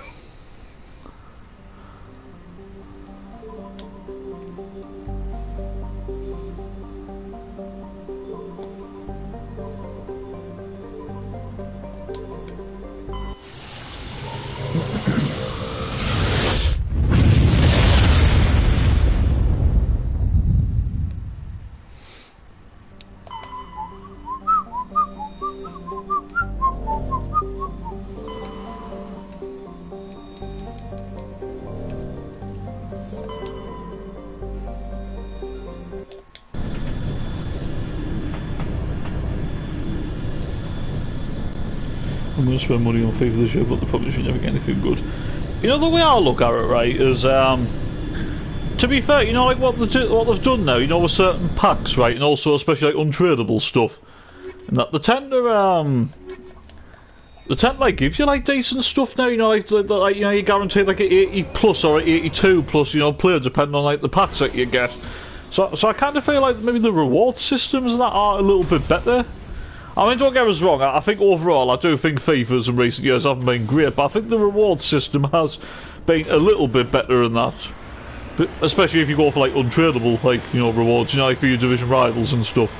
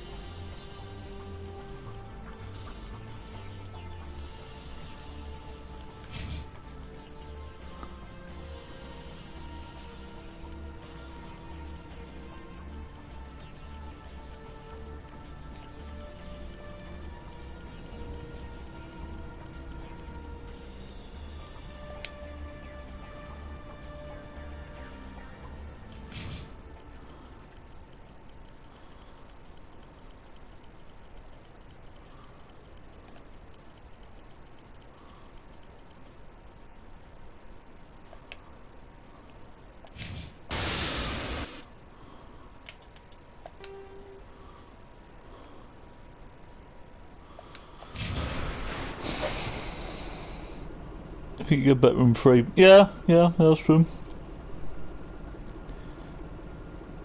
The week after I got promoted, I went into full champ with a Sunderland team. Although, to be fair though, wasn't there that end of an era, like Jermaine Defoe card or something before? Yeah, it was like 96 like rated or something.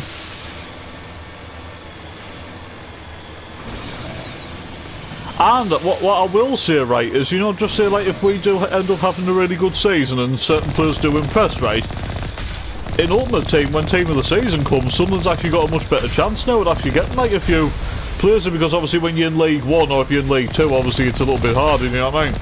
Because they usually give more cards out for, like, Championship.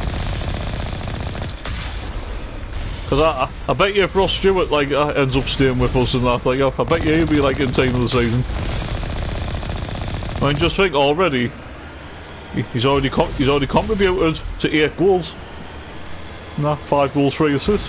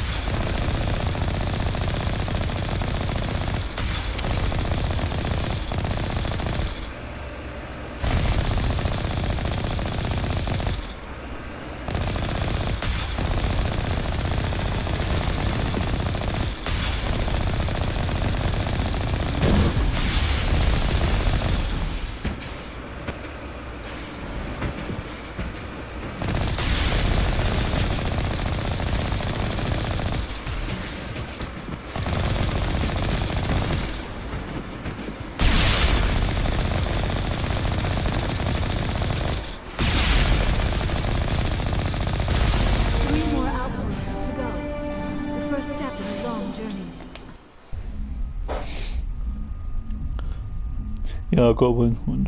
Phoning in from Stuart. Up front, the rest was silver team. Stuart got to take card. Yeah.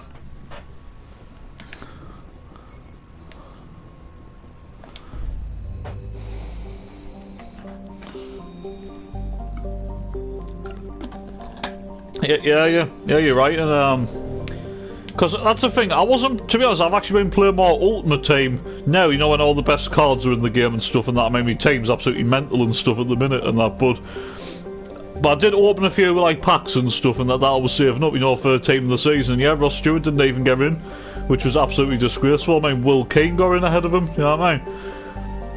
But I've got a funny feeling this year that I think one or two Sunderland players, if we continue to have a good season and we're like, do you know, like come January and onwards, you know, if we're still in like the top 10 or even top 12 for example, I think there could be one or two Sunderland players that could actually get a team of the season card potentially.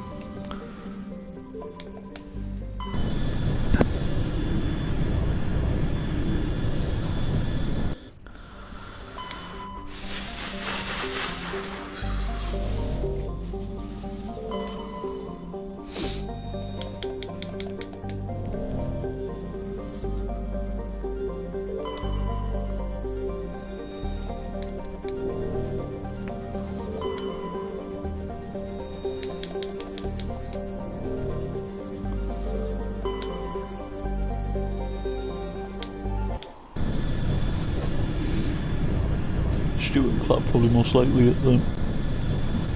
What should take? I'll probably send you a screenshot of it sometime. But all right, I'm pretty sure I know it off the top of my head, right? So I've got I have got Newcastle players in my team, right? But obviously because they do improve my team, so I've got Moments, newly transferred Nick Pope in goal, right? 98 rated, right? I've got Footies Reece James at right back, 94 rated.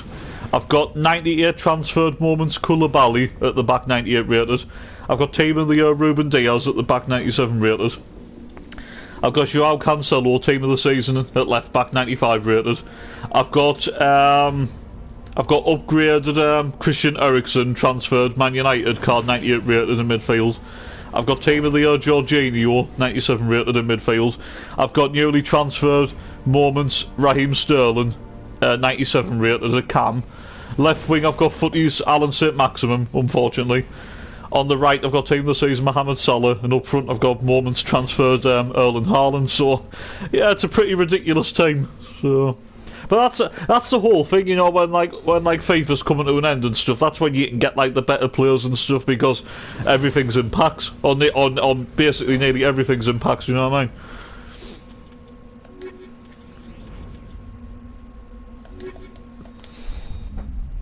That's an unbelievable team.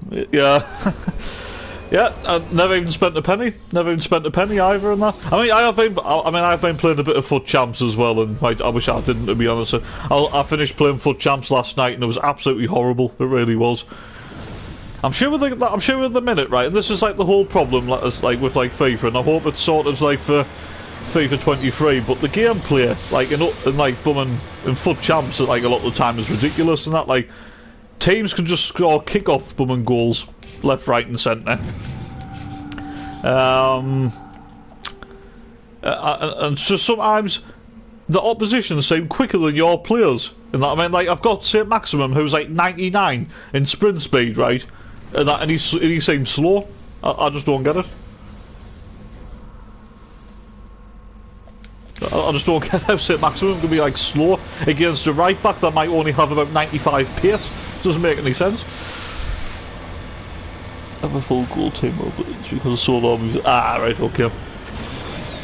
Well, do you know what, right? I've got, you know, in terms of coins, I've got about 200k, right, in coins, but nothing to spend it on.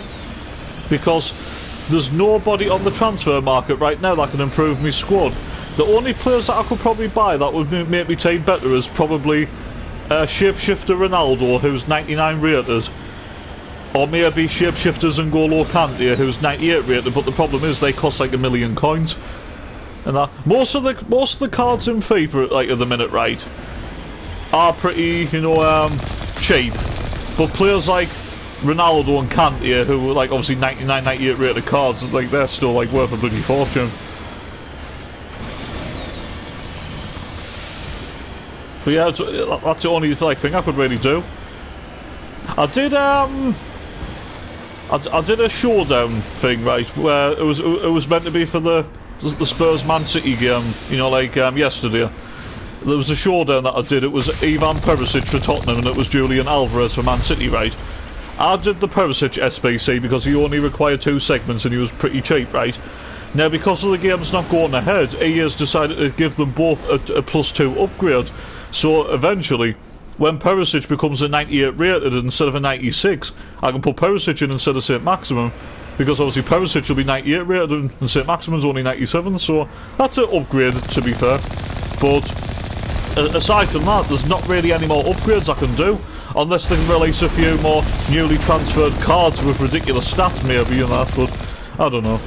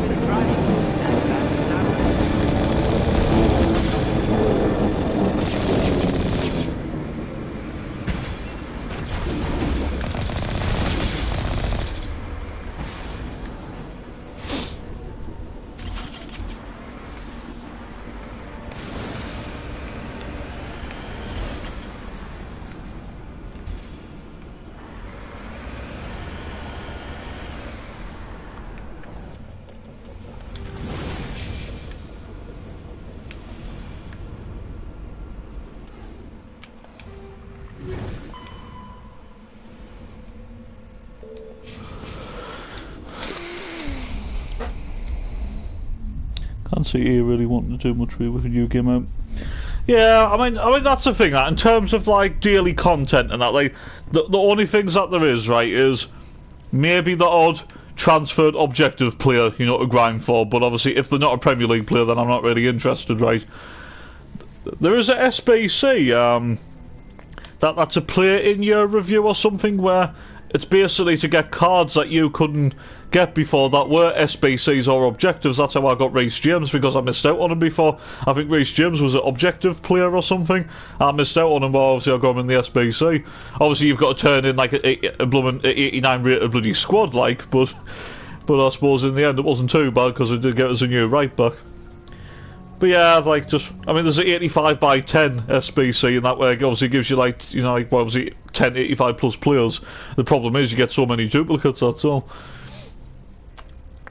But yeah, like, that's the thing, like, there's not, like, a great deal in that, but sometimes, and that's maybe I'm just still, like, playing and that, just, you know, get warmed up, you know, for FIFA 23, maybe.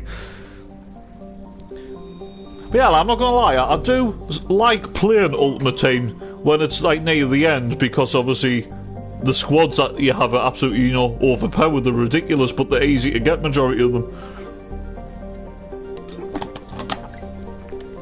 Obviously more easier through untradeable rewards rather than, you know, like coins and stuff, because some can still be a little bit expensive.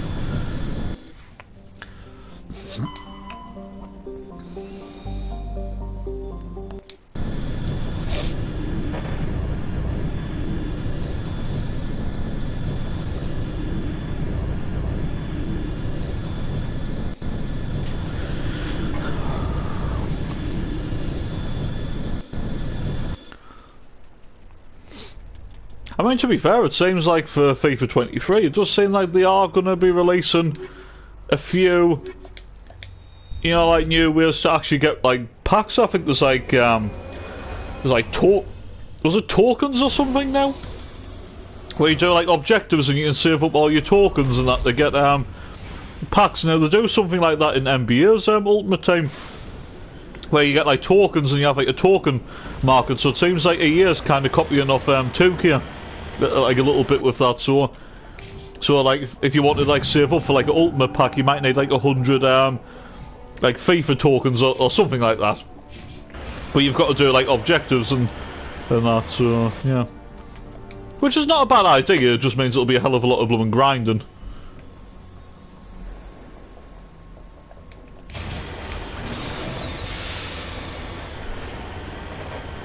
Players won't try as hard in the last few weeks. Oh, I don't know about that. I really don't know about that. When I was playing FUT Champs last night, a lot of blooming sweaty people still playing the game, I'll tell you that. I mean, some Division Rival games are not too bad, and that, like, I do pretty much beat everyone in Division Rivals, like, all the time, majority of the time. But in FUT Champs, the games are still very sweaty, and they're still... Every team that you come up against are pretty overpowered. Sometimes you come across maybe one or two teams. I mean, my team's 197. You come up against some teams that are about, like, 192 or something, but I think it's because they haven't got a bench, basically. But yeah, to be fair, like, a lot of people are still trying very hard on the game. I mean, in a way, obviously, like, respect to them.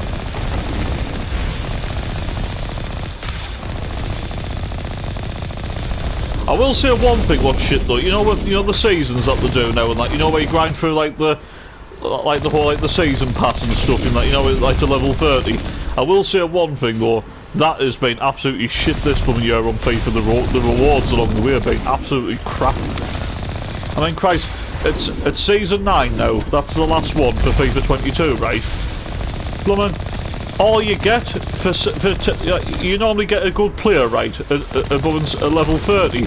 All you get is above an 85 by 10 pack. That's it. They could have put like above a 98 rated card or something at the end, but no. So that was a bit shit.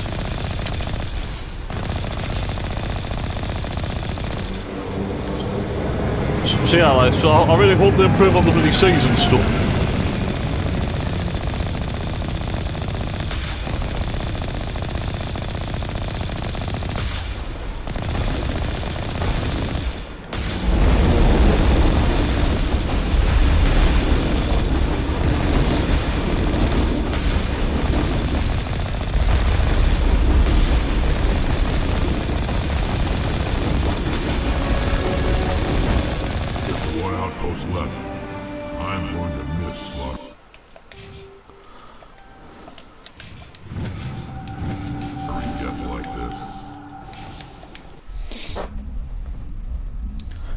Problem is with objectives that do them but can't be bothered. Yeah, I do get that. I do get that. I mean, like I says, unless it's something I feel like it's worth it, or you know, just say if it's grinding towards, you know, like just say that like when obviously FIFA 23 does come out, do you know if you're grinding towards, you know, like a decent, you know, like if it's a one-to-watch one Premier League player or something that's going to improve your team. I don't mind doing that, but it's just certain objectives later on in the game when your team's a bit better and you're just like yeah, it's a good card, but you just can't be arsed. So I get that. I do get that. The seasons are boring, like you won't laugh at me in Division Rivals that can play it in Division 4, but I just stay in Division 9 and 10, so if they any I'll just do. Yeah, I get that.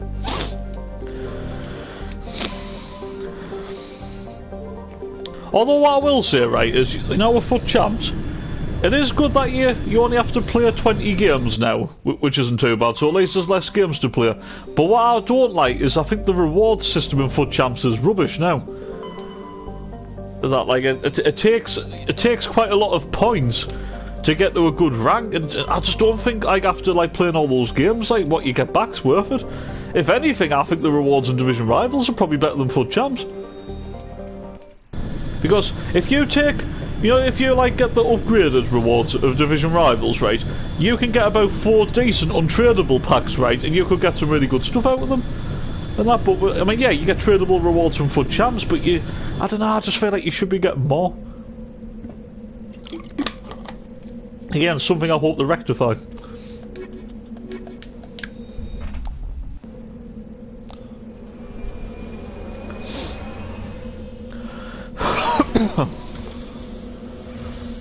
I mean, deep down and stuff and that, like, I've never really been a big fan of FIFA 22. I hate the career mode. I think the career mode in FIFA 22 is probably, like, the worst.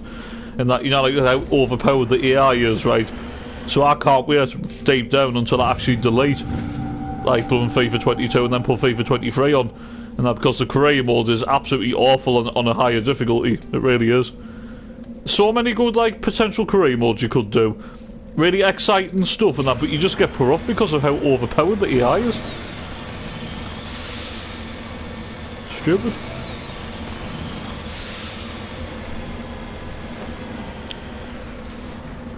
There'll be people about 20-0, but the problem with FUT Champs is it takes me 3 games to get up to speed because I'm playing against good players, not like those. Yeah, true. I mean, one thing that can be good sometimes is that sometimes if somebody, you know, just needs to finish the games, you know, to get the rewards and stuff, sometimes they'll score their own goal and give you the victory and that, which is decent. But I mean, I played FUT Champs last week as well. Last week I actually did quite well in FUT Champs. I think I got like level 4 rewards or something, which is the best I've done. I think I only got level 5 rewards this time because it was horrible this weekend, but last weekend was decent. But last weekend I had about 4 or 5 people that actually scored, you know, like own goals and that actually give us like the victory because they didn't need like the 1 points or anything, so that was good. But this weekend I think I only had about 2 or 3 people that actually did it. You know what I mean? Because a lot of people were really going for it. Anyway, I think FUT Champs actually stops soon. I think that's why a lot of people are probably playing it, because I think it's finishing just before FIFA 23 comes out. You know, when they'll close it. Well, and then obviously when they do that, obviously, you can play the squad battles and division rivals like when FUT Champs has been done.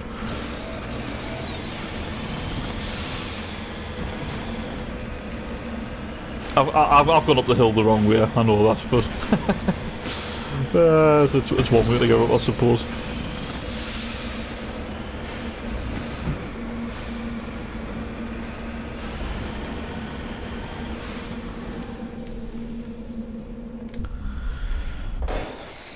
I'm only winning just over half out of the 20 and about 12-13 wins that one. Yeah, that's true. Christ, I don't even think I actually managed that. I think because of how bad I was this weekend, I think I probably only, out of 20, I think I probably only managed about maybe 8, 9 wins or something, because I really struggled.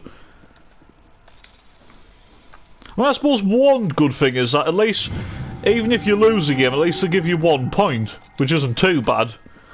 And that, obviously, if you want the win, obviously, it's better if you win the game because you get 4 points. I mean, I still don't get the whole logic behind the thing, but you know what EA is like. It's very weird.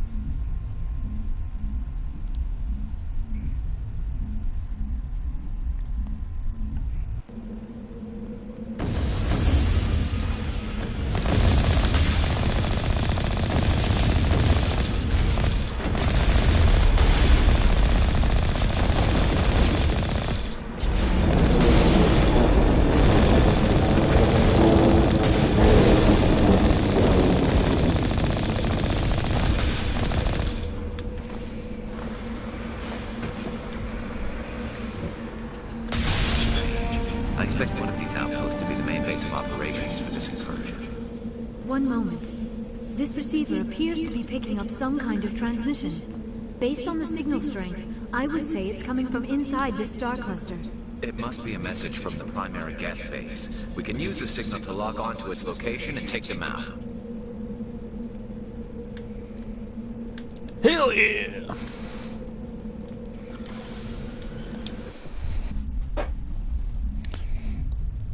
So it depends who you play really, because if I get really unlucky in matchmaking, I'll probably only win. Yeah.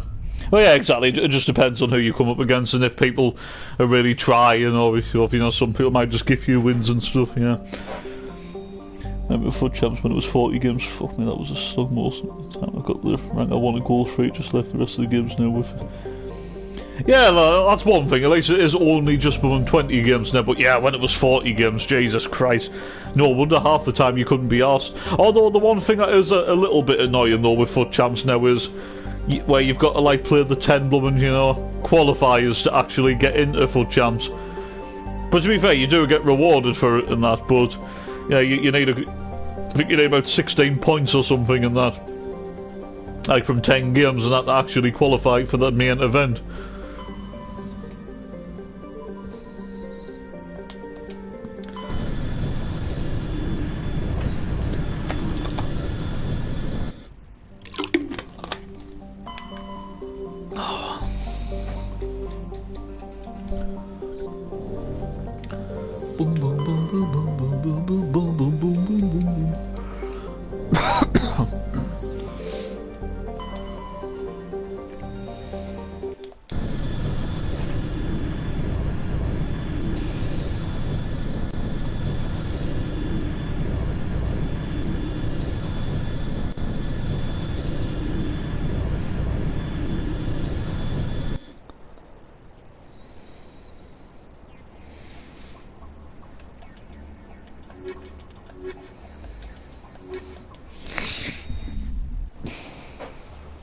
Just loved it when it was points to get in because I didn't really have to. Now you just go, yeah, that's true.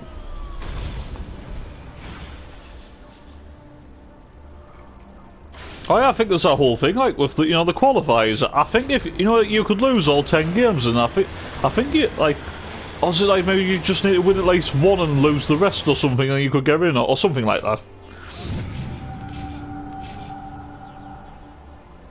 No, or two wins and lose the rest or something in your qualifier, like something like that.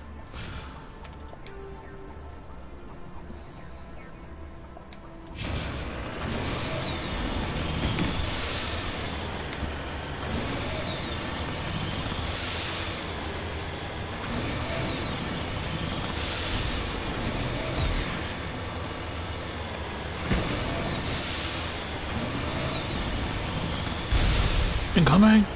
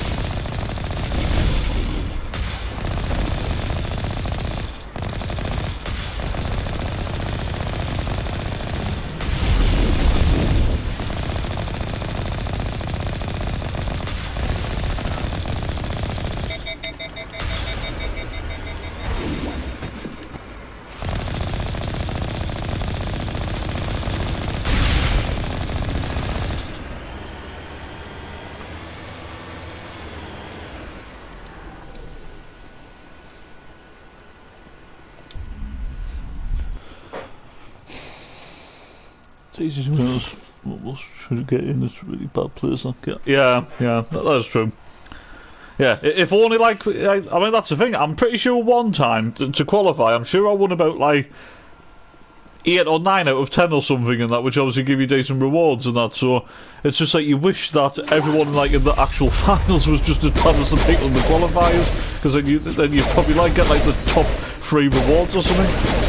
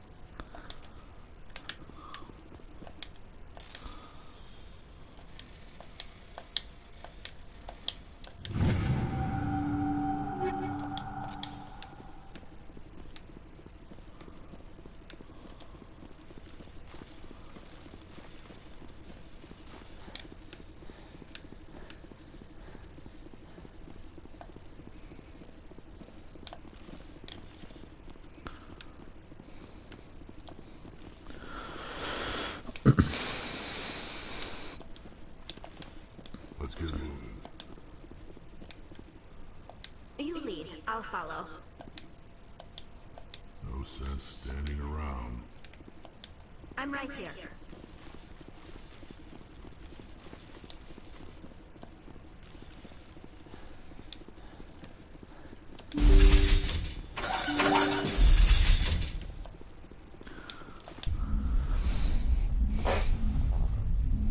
Had 5 games to go in the qualifiers once. Already got enough points. Felt bad for someone to give them. Oh, I felt bad for some... Yeah, give them a win, yeah.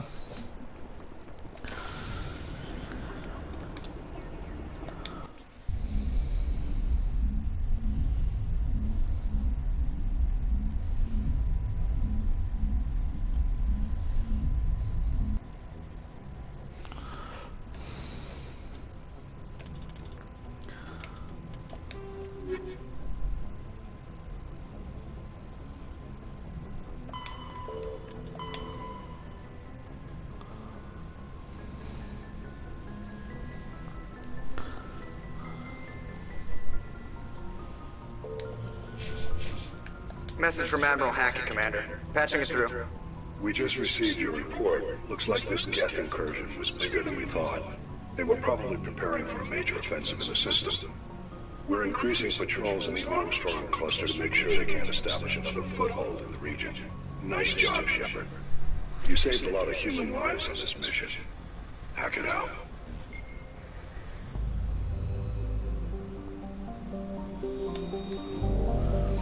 Hack it out.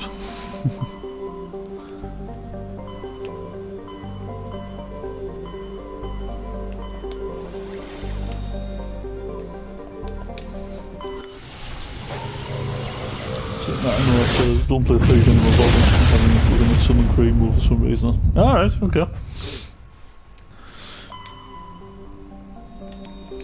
Well, what was how was it like the last time when you were actually like on the summon cream mode? Like how far did you actually get in? Because I need to try and get further than that, because every time when I do the Southern Cream mode I never even finish the first, I can't even finish the first season, so I definitely need to do that this time. Although I have got a funny feeling I think I probably will this time. I actually do have a good feeling about this, FIFA. I really do. Looks like we've got an active distress beacon on the planet below, Commander. No message, just a locator signal.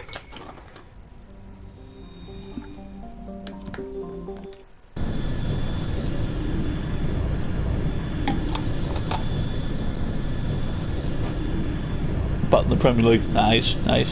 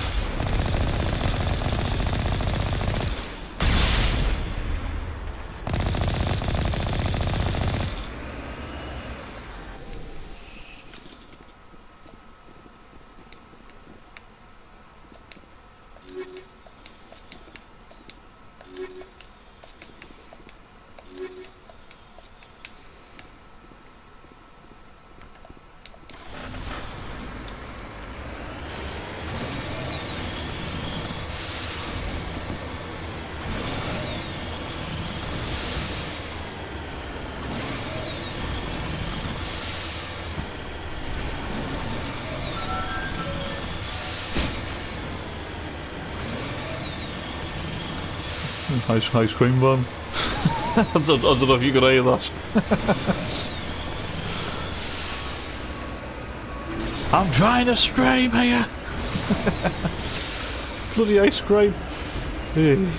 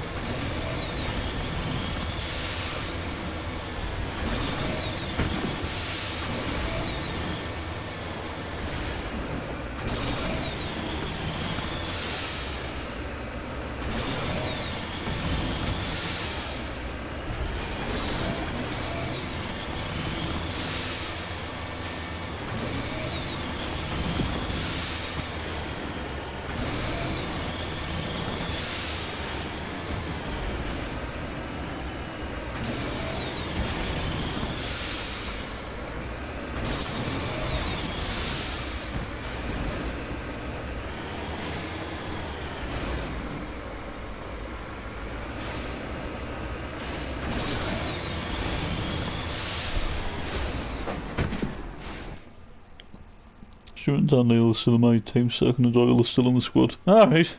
Yeah, because there was that whole glitch thing, wasn't it, for a bit, that where they had one Doyle as a permanent Sunderland player. Even though, like, technically FIFA like, made the error of not having him on loan to Man City.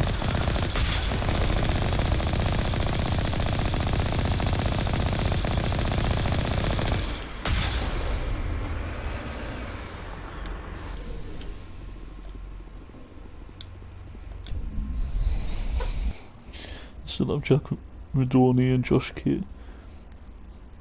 Oh, I was in the first season. If I made it to the end of the season, I'll probably let them both go. They both out of contract at the end of the season. Alright, okay.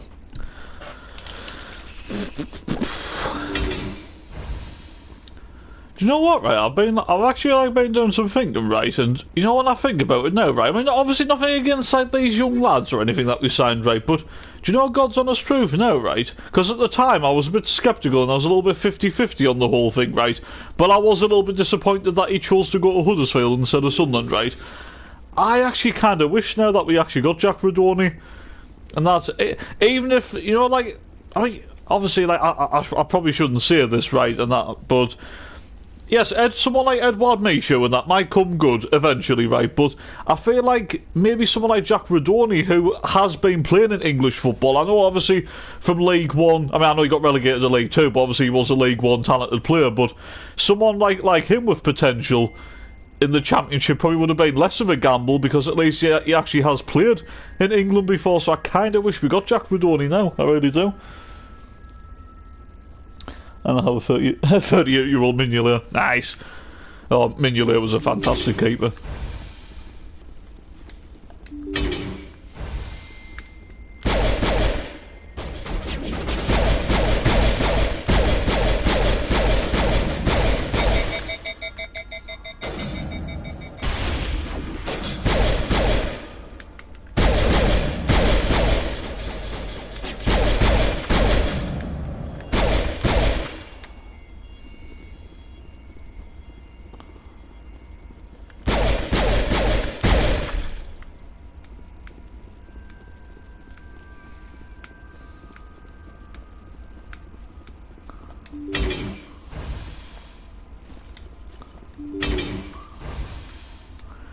Yeah, like maybe that might have made a little bit more sense as well, you know, actually. Rescuers?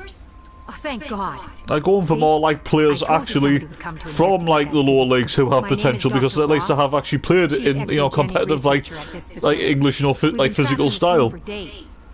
We're almost out of food and water. You got here just in time. Not so fast. First you're gonna tell me why this place is overrun with Thorian creepers. How do you know about the Thorian? I know what Exogeny was up to. I saw what they let the Thorian do to those colonists, so I destroyed it. Our secret's out then. No point in my lying. You already know the worst. The creepers here were created using altered samples from the specimens on Pharos. We discovered a way to turn them into docile, obedient servants. Everything was going fine until a few days ago. Then all the creepers suddenly went berserk. Only a handful of us made it back into the safety of this room.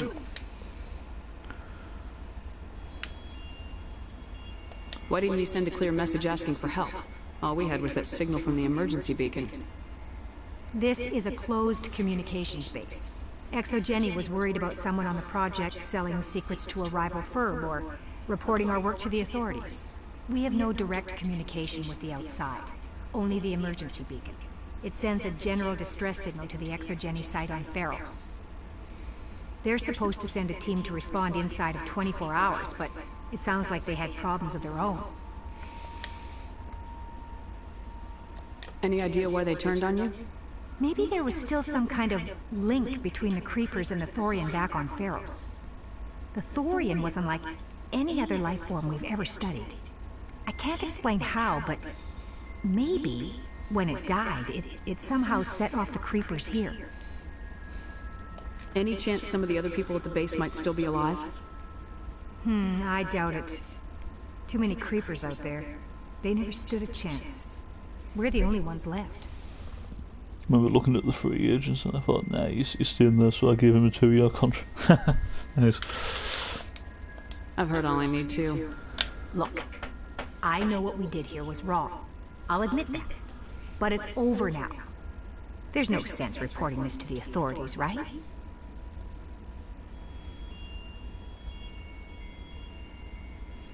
Maybe we can work something out. Normally Exogeny would have my back, but it sounds like they're going to have their hands full cleaning up the mess on Pharos. But I've got money. A nice little emergency fund I set up. It's yours if you let us go.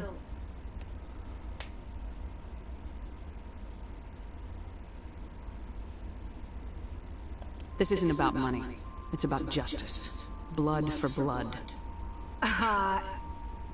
That's not going to happen. Open fire. Open fire!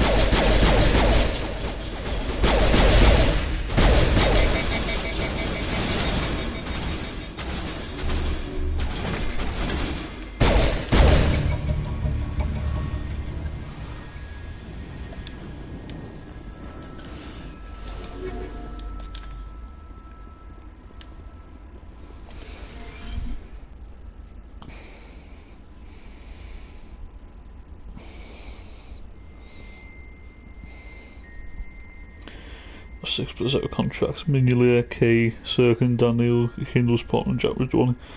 This put us only on 17k a week. I'm not looking forward to give him any.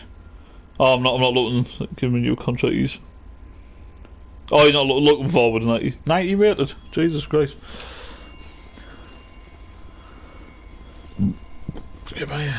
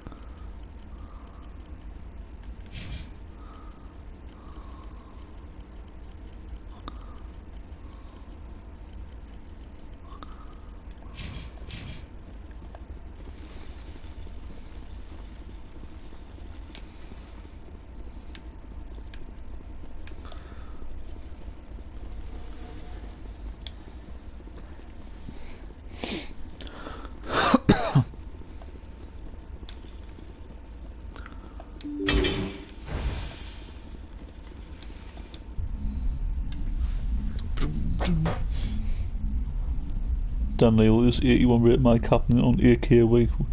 That tells you how long ago yeah, exactly, 8k a week for like 81 rated. Stuart is 86 rated 30-year-old. 86 rated. That's actually not bad, that. Not bad. But yeah, like, so for some of these players that you haven't actually negotiated like with for a long time, and that it is going to be like harder unless they actually ask first, you know, for like a contract, you know, well, not like contract, but if they ask, you know, like if they demanded wages and stuff, then you have an idea. But trying to figure out like what the should be owed and stuff, and that could be a bit of a challenge, yeah, because they are very likely to turn down your first offer.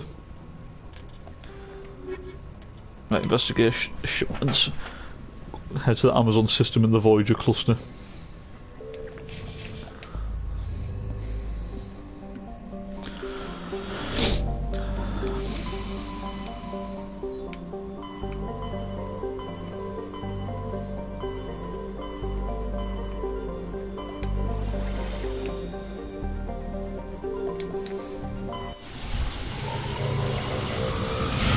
Need to be careful with the contract. Yep, that is true. Absolutely. Commander, incoming signal from 5th Fleet HQ on the Citadel. Commander Shepard, something uncomfortable has just come up. In the First Contact War, we fired a lot of espionage probes into Turian space. We just received a mission complete burst from one of them. Where's it been in the meantime? No idea. Lost in transit. These probes were built in a hurry after First Contact. And this is a problem, why?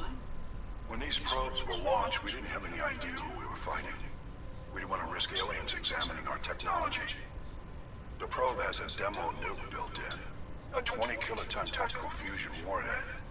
About equal to the bomb dropped on Hiroshima back in the 20th. If somebody finds that probe, tampers with it, you don't need me to finish, Commander.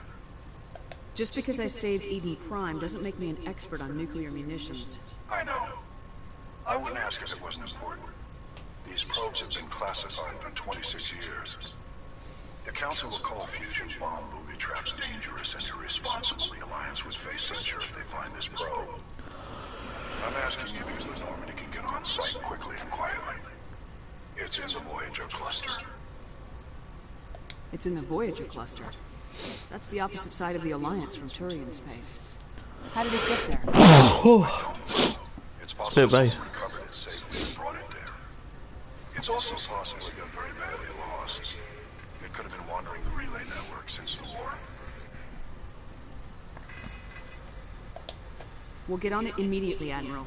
And we'll be discreet. I appreciate that, Commander. Good luck. Fifth Fleet out. Fifth Fleet out.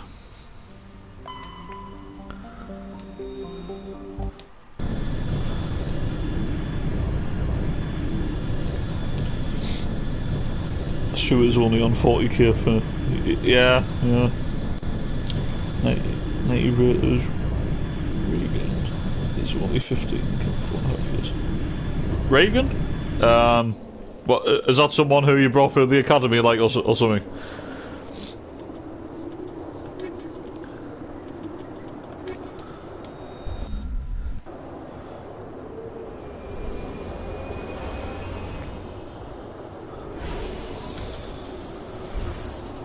Yeah, alright, okay, yeah, because it just didn't sound familiar or anything, so I just assumed, like, someone from the academy. I never really bother, like, with the academy stuff on FIFA and that. It's just, I know it sounds stupid, but, you know what puts me off, right? It's like the whole thing where they don't have a face and stuff and that, like, because I'm someone, I know obviously it's a game, right, but I take, like, FIFA quite serious. I like to treat it, like, as realistic as possible, and if a player doesn't have a face in the game, then I don't really, like, have any, you know, use for them, and I don't seem to be, like, really bothered about them. I know that's daft and that, but that's just the way I am. Oh, that's beautiful, that, isn't it? Woohoo!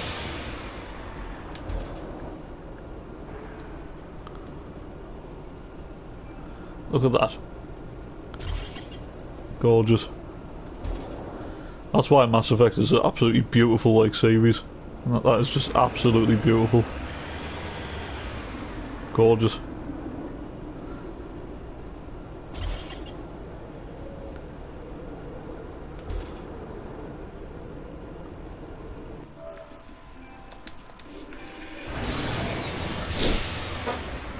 $9.85 is Cardos, who's a new gen is only on it's only on 600 quid. Yeah, I can definitely see you having a few like issues with that, like with contract negotiations with certain players.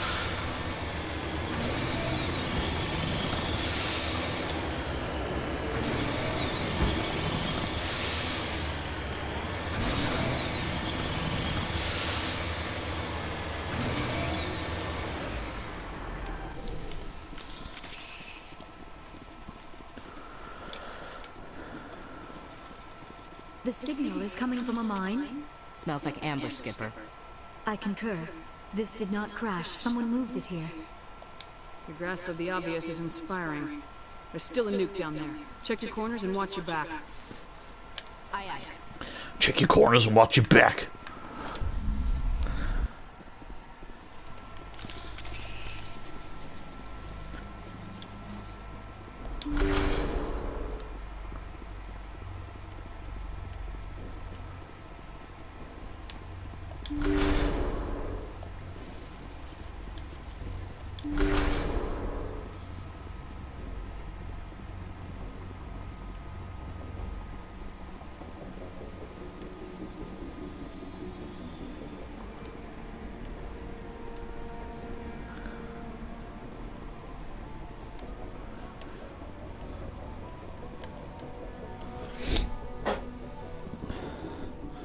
He only wants 2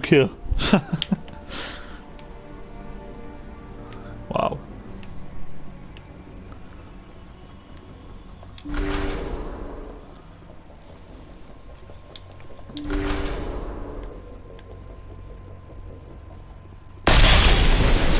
What the hell? Shepard, at last. Have we met? My name is Ilanos Halliard. I doubt you know it. Who do you think runs the Terminus clan, Shepard, huh? Thousands of pirates, slavers, criminals of every stripe? You assume I give a damn. That's cute. The strongest leads. The one who kills the most men, seizes the most ships, pillages the most colonies.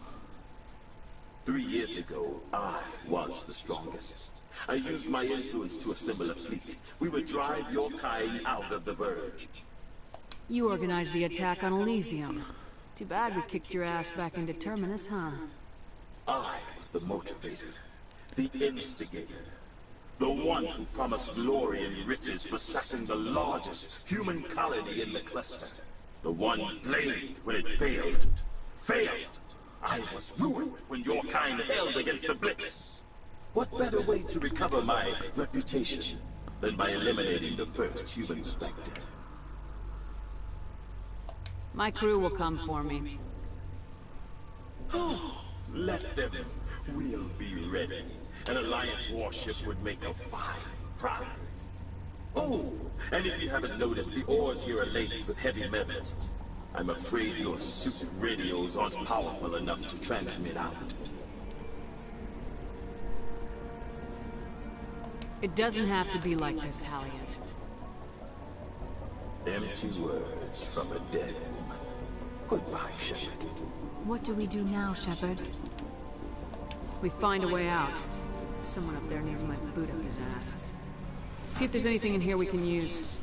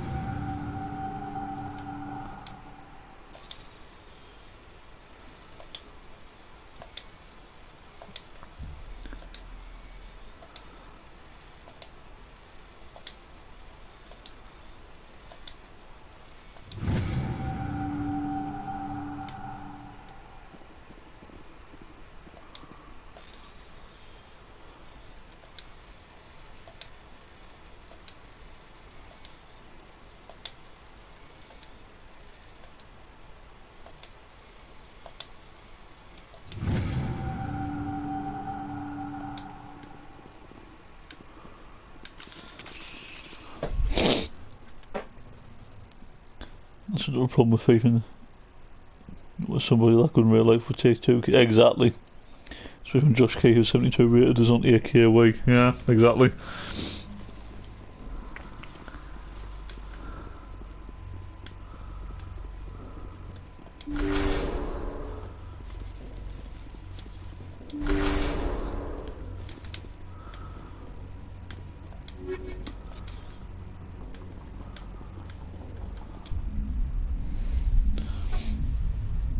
DeMarco, who 82 is on 40k a week, and there's 85 and there's £600. Yeah.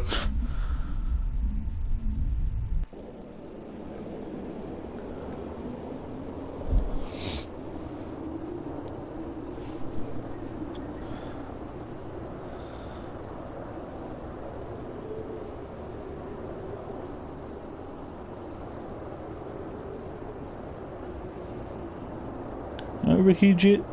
Yeah.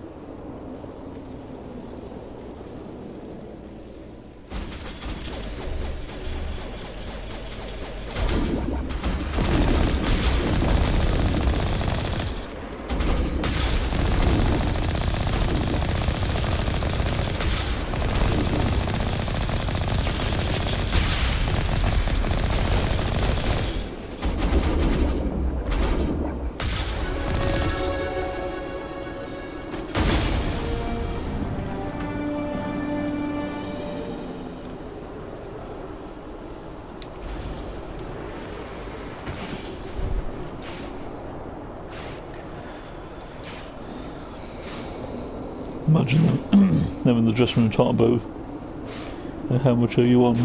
Card also 600 £600. Oh yeah, they'll be like, Christ, the club's taking the piss out of you.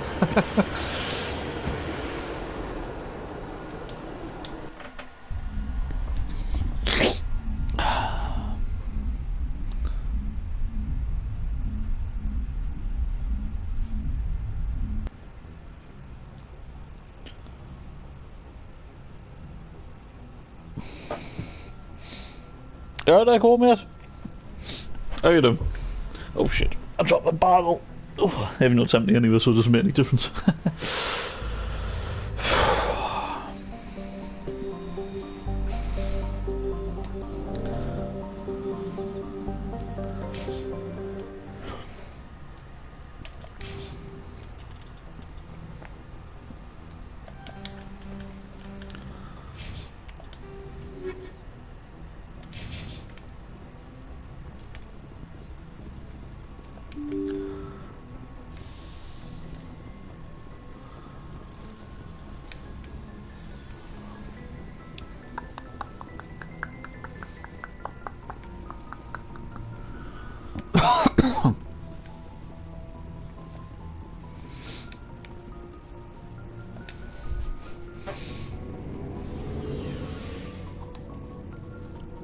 I'll do good stuff when I get my head around first, yeah. Oh, I didn't actually watch the game. I see it. Oh, shit. I know what you're on about. My bad. At first I thought you were talking about Man United and Real Sociedad and that, but yeah, I know what you're talking about now. Yeah. Looking for supplies? My bad.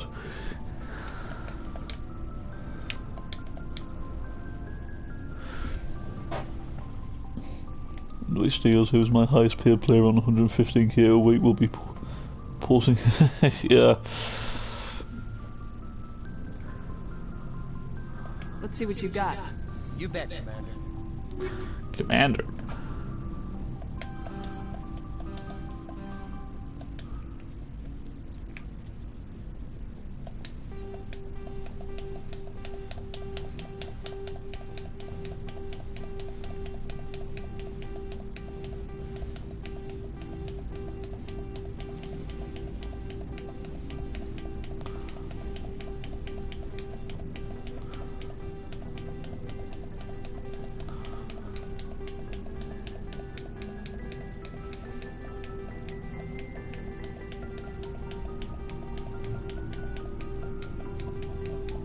Just having a bit of a clear out, selling all the stuff I don't need.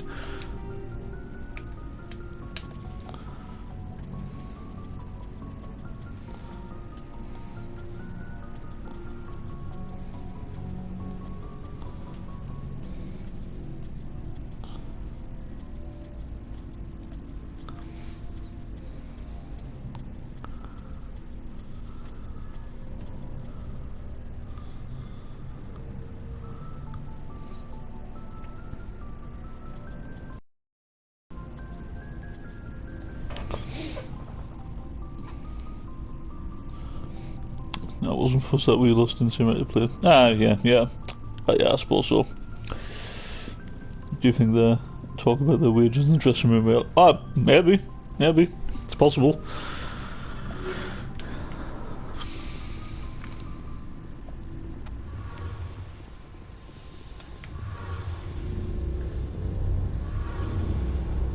Shepard, I need to talk to you.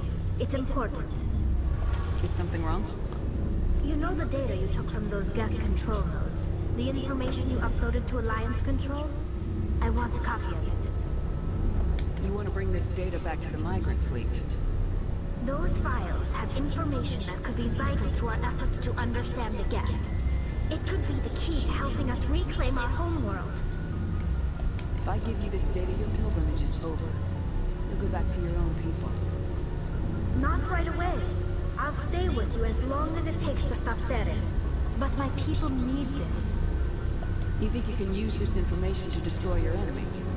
Not right away. We will need to study it. It could take years, but it will give us new insight into how the Geth have changed and evolved over the past centuries.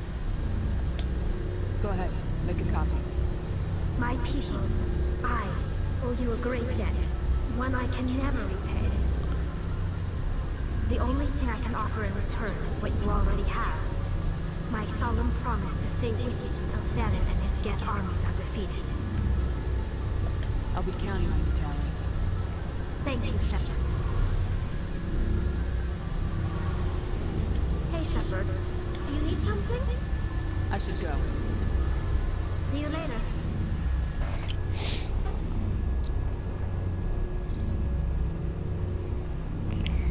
You doing any more podcasts for the or the World Cup?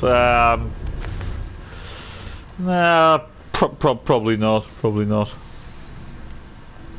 Maybe I mean, I can't say you personally that, but maybe if England make it to the semi-finals of the World Cup, or maybe to the final, I might maybe do something in that. But in terms of the other channel and that, it is mainly just all about, Sunderland and that. But yeah, maybe if England actually do really well, I might do maybe one or two things. We'll see.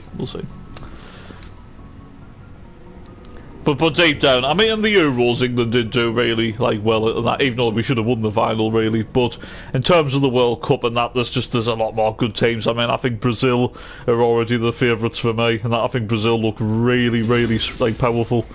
And that even obviously France looks strong again, and that Argentina will be up there, and that I just feel like there's a lot more harder teams for England. And I'm still not a fan of Southgate, to be honest. And that I just don't think Southgate's got a clue. Personally, I think we've got a decent squad of talented players, and that, don't get us wrong. I just don't think Southgate's the right man.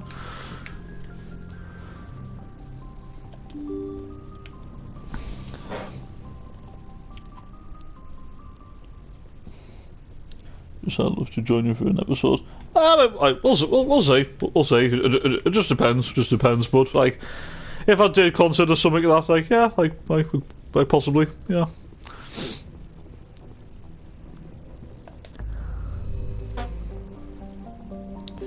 I'll tell you who's really good on FIFA. The Wolves lad on FIFA. Oh yeah, Rian Adnouri. Yeah, he's a good player. Yeah, not just in FIFA and that. I think he's a good left. I think he's a good left back in real life, to be honest. Yeah, very talented lad. It was strange when Wolves actually signed him, because he didn't actually fit, the model that they go down. Because you know what Wolves are like. Wolves are all about, signing a lot of Portuguese talent, or the top players from like Portugal that you wouldn't really expect a team like Wolves to sign. So Ad-Nouri, that obviously from the French league, was a bit of a surprise, but to be honest, he is a very good left back, to be fair.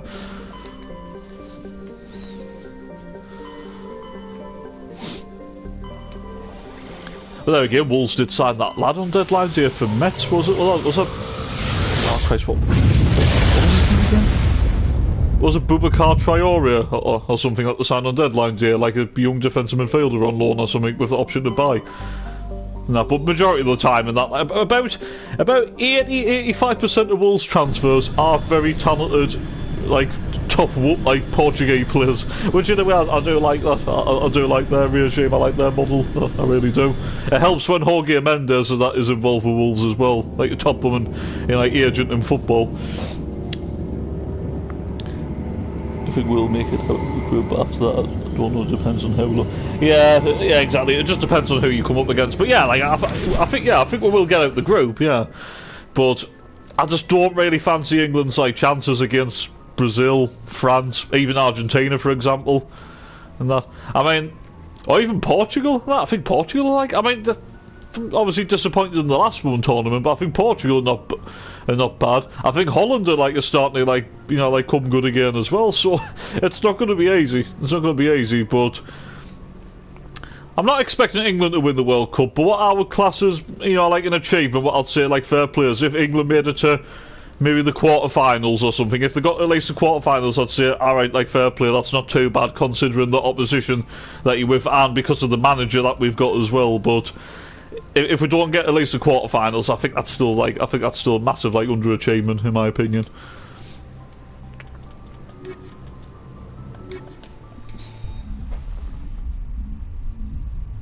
Ellis Sims is 80 rated in my son. 80 rated? Is that it? Only 80 rated? I mean, obviously, like a talented lad, 21-year-old. I'm shocked. Atmosphere. Logged. The commanding officer is ashore. Exo Presley has the deck. Exo Presley has the deck.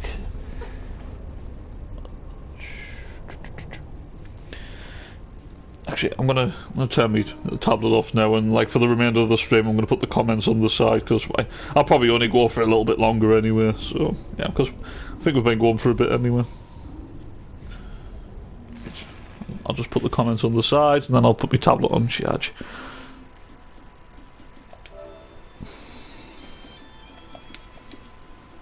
There we go.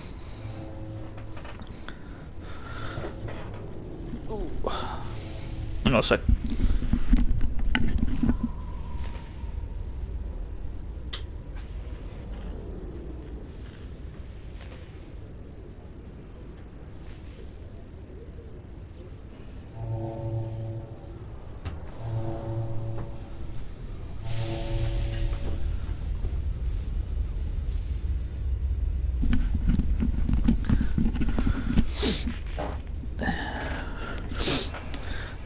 Ask me about any Sunderland playing, I'll tell you about their rating.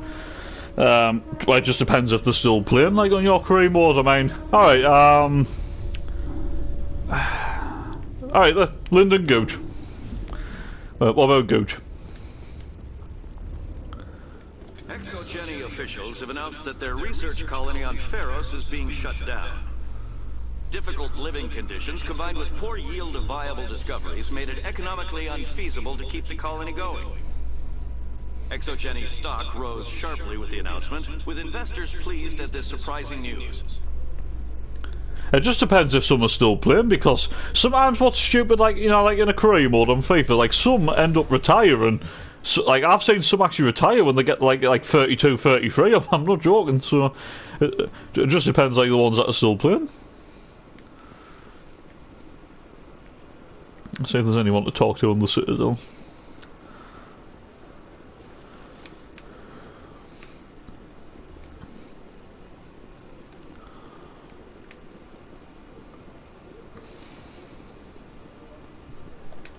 Good to see you. I forgot about that. You can't see the rating.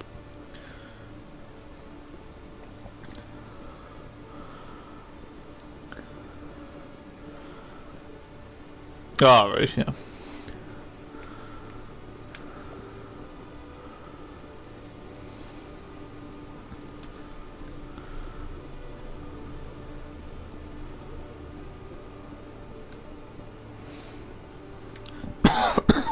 Goodbye.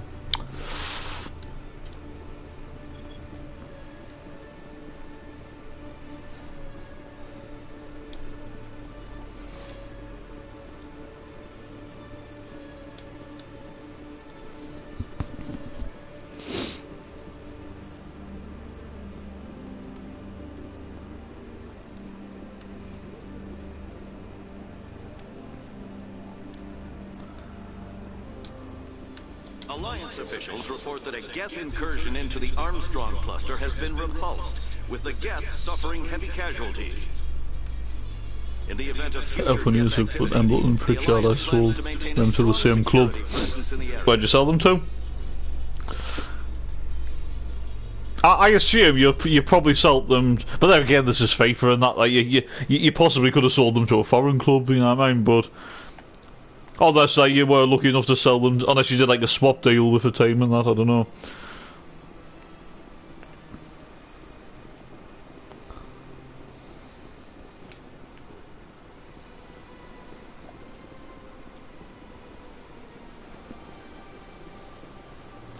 The English club. All right, okay. All right. What division are they in? I mean, I assume Championship maybe.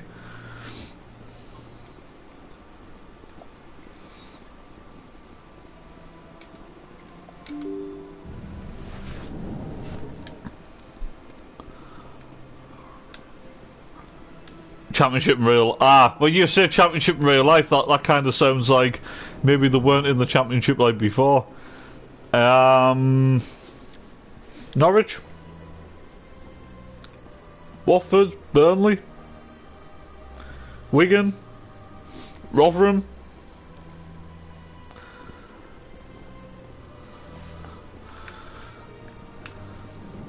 Bristol City?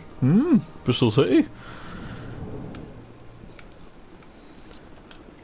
I saw your Ferris report. If we had known anything about the Thorian, Exogeny would never have been given the permits to start a colony there. I just wish you'd save the colony. We can't afford too many failures in the Traverse. It's one of our major expansion regions.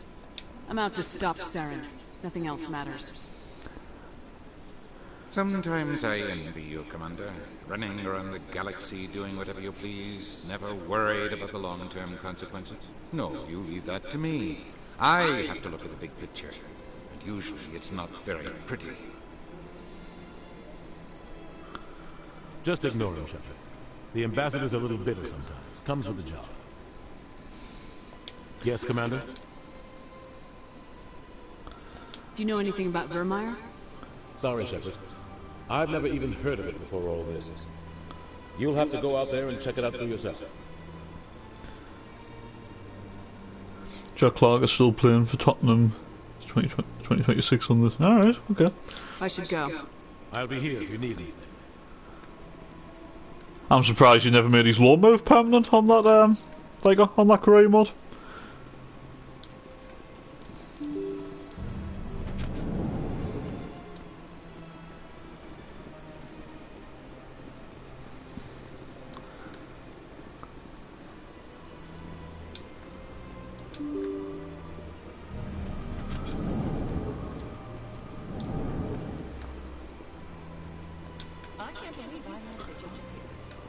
This place is fantastic. Shepard, what can I do for you now? I'll be going now. Goodbye, Commander.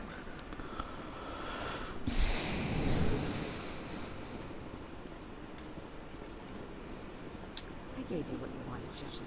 We have nothing more to discuss. This place seems strange.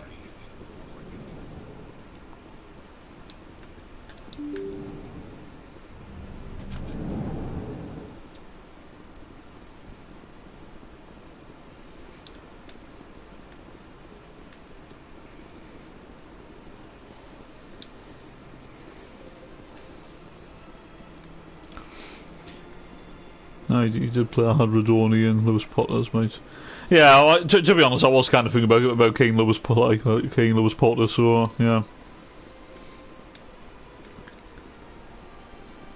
I suppose it's like one of those things, and that like the potential with woman Kane Lewis Potter is probably like better anyway, isn't it? Not saying like Jack Black hasn't got any potential. I'm just saying like probably like Kane Lewis Potter's probably got like more. Hello again, Commander. Commander. See, even the humans find the consort here. Welcome. It is a pleasure to see you. You're with the Alliance? My brother's a private back on Earth.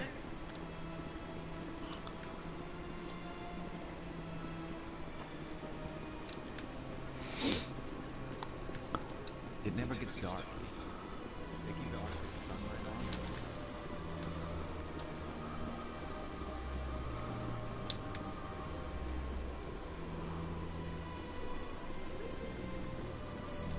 on. Hello again, Commander. 09 is that Servet EFC? What? Oh, they're in Switzerland then. Yeah, Switzerland. I think Gail Clichy plays for them now. Do you remember Gail Clichy? That used to play for Man City and Arsenal. I think he plays for them now.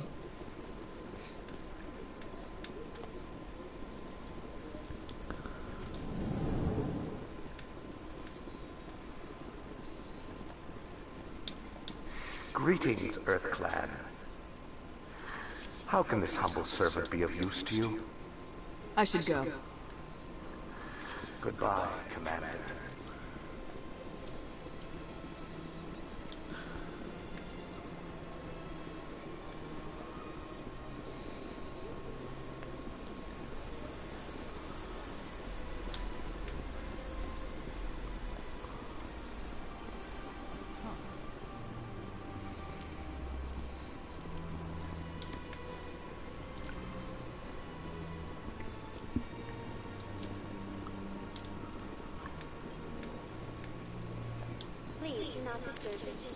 I'll disturb who I want. Don't see 09 in there. If you want to, we'll let his contract expire. Go back to playing League 1.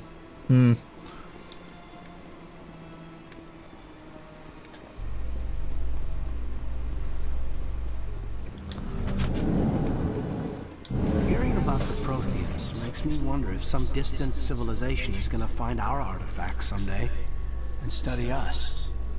All empires fall, Lieutenant. We can only hope that what we leave behind inspires respect and admiration.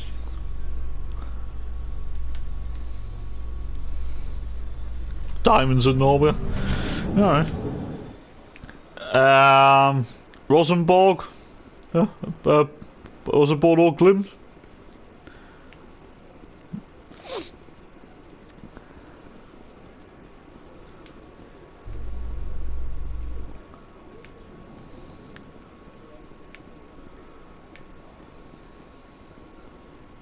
In light of the recent attack on Eden Prime, many colonial investors are pulling their support for future projects.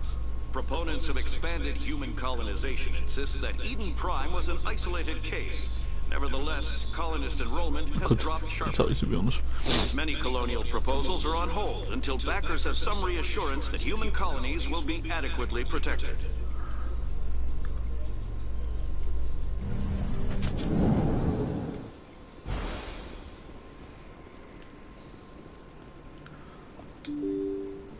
I'm enjoying seeing what else will be played.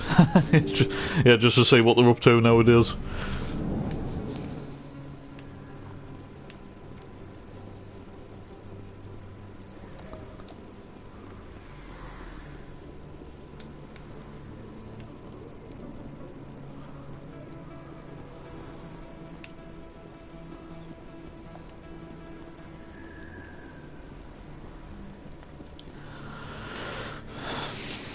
Too many lights, too much noise. Patterson's Motor Club. One last dance. Yeah, go on, get him in on the free transfer. One last dance for Anthony Patterson. Go on.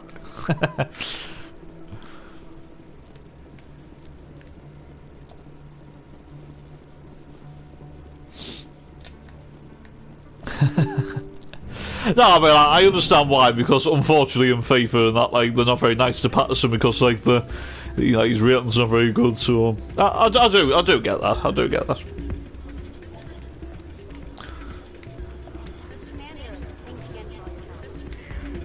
I'm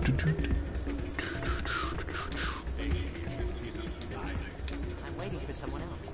Hey there, welcome to Flux. I'll be right over. Someone will be with you soon. Patterson on a 1-year contract. Here we go. One last dance. Just hope he doesn't do a Jermaine Defoe and then announce retirement shortly after. But obviously not though, because like even in like how far you're like in your career more than that, I'm sure Patterson he probably still isn't even 30 yet. I assume, was he 20 or 29 in your career mode?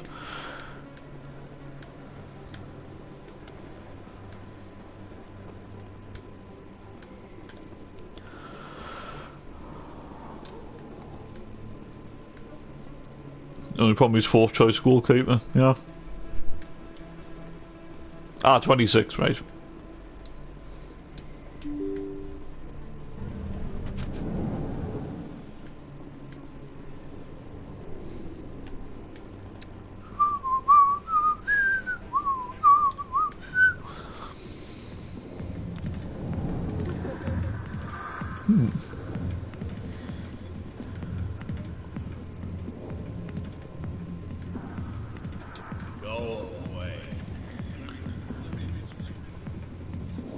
What number is he in my life? Well, Patterson goalkeeping number? I mean,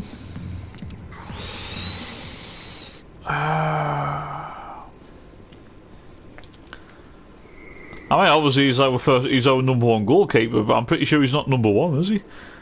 I don't know. So he's made this figures. Patterson, like, I don't know. Is it not like 26 or something? It's because it's funny you said like he's 26-year-old now, but is his number actually not 26? I'll have a look.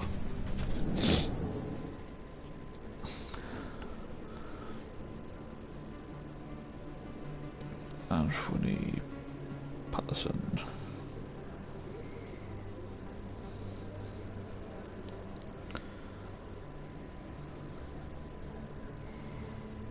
No, he is he? Yeah, his squad number's number 1. Yeah, I mean, obviously, yeah, we know he's our first choice keeper and that, but to be honest, I didn't really pay much attention to his squad number, so yeah, apparently his squad number is number 1.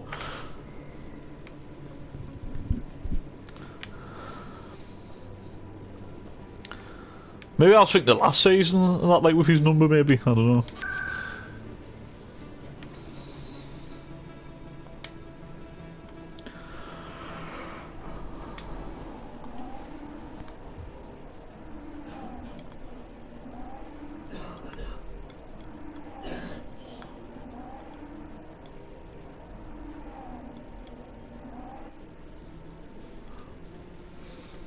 Can't give him number 1. No, he was 43 once. He was 43 once. All right.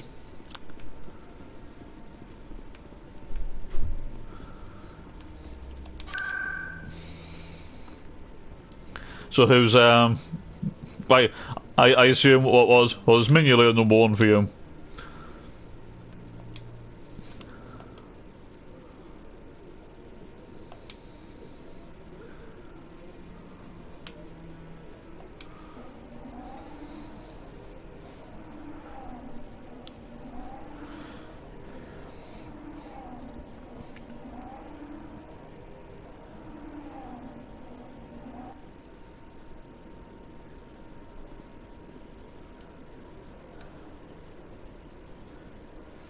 Ah, 22, right.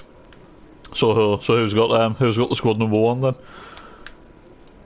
ExoGeni Corp recently released an official statement regarding their missing survey team in the Hades Gamma Cluster.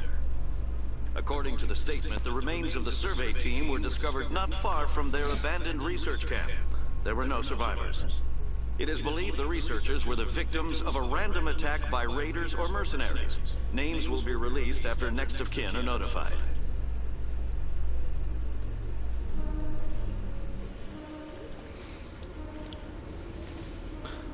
Oh, you got Michael Cooper from Plymouth.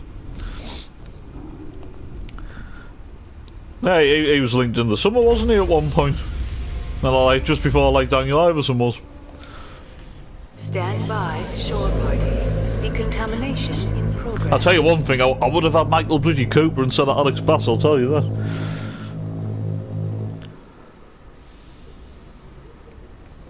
Logged.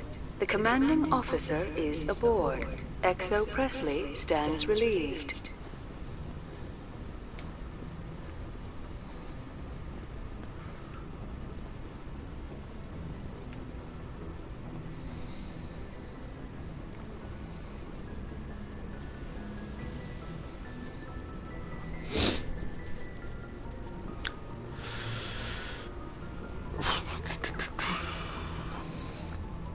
I think I'm gonna leave it there for now. Being gone for nearly 3.5 hours.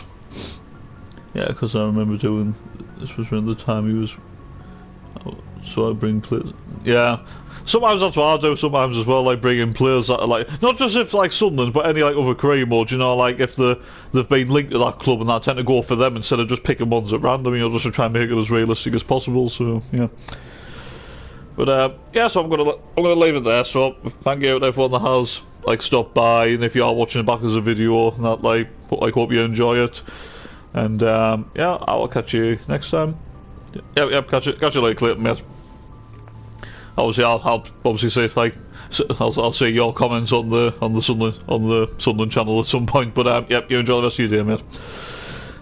Couldn't use Patterson because he good. Oh yeah, absolutely, totally understand that.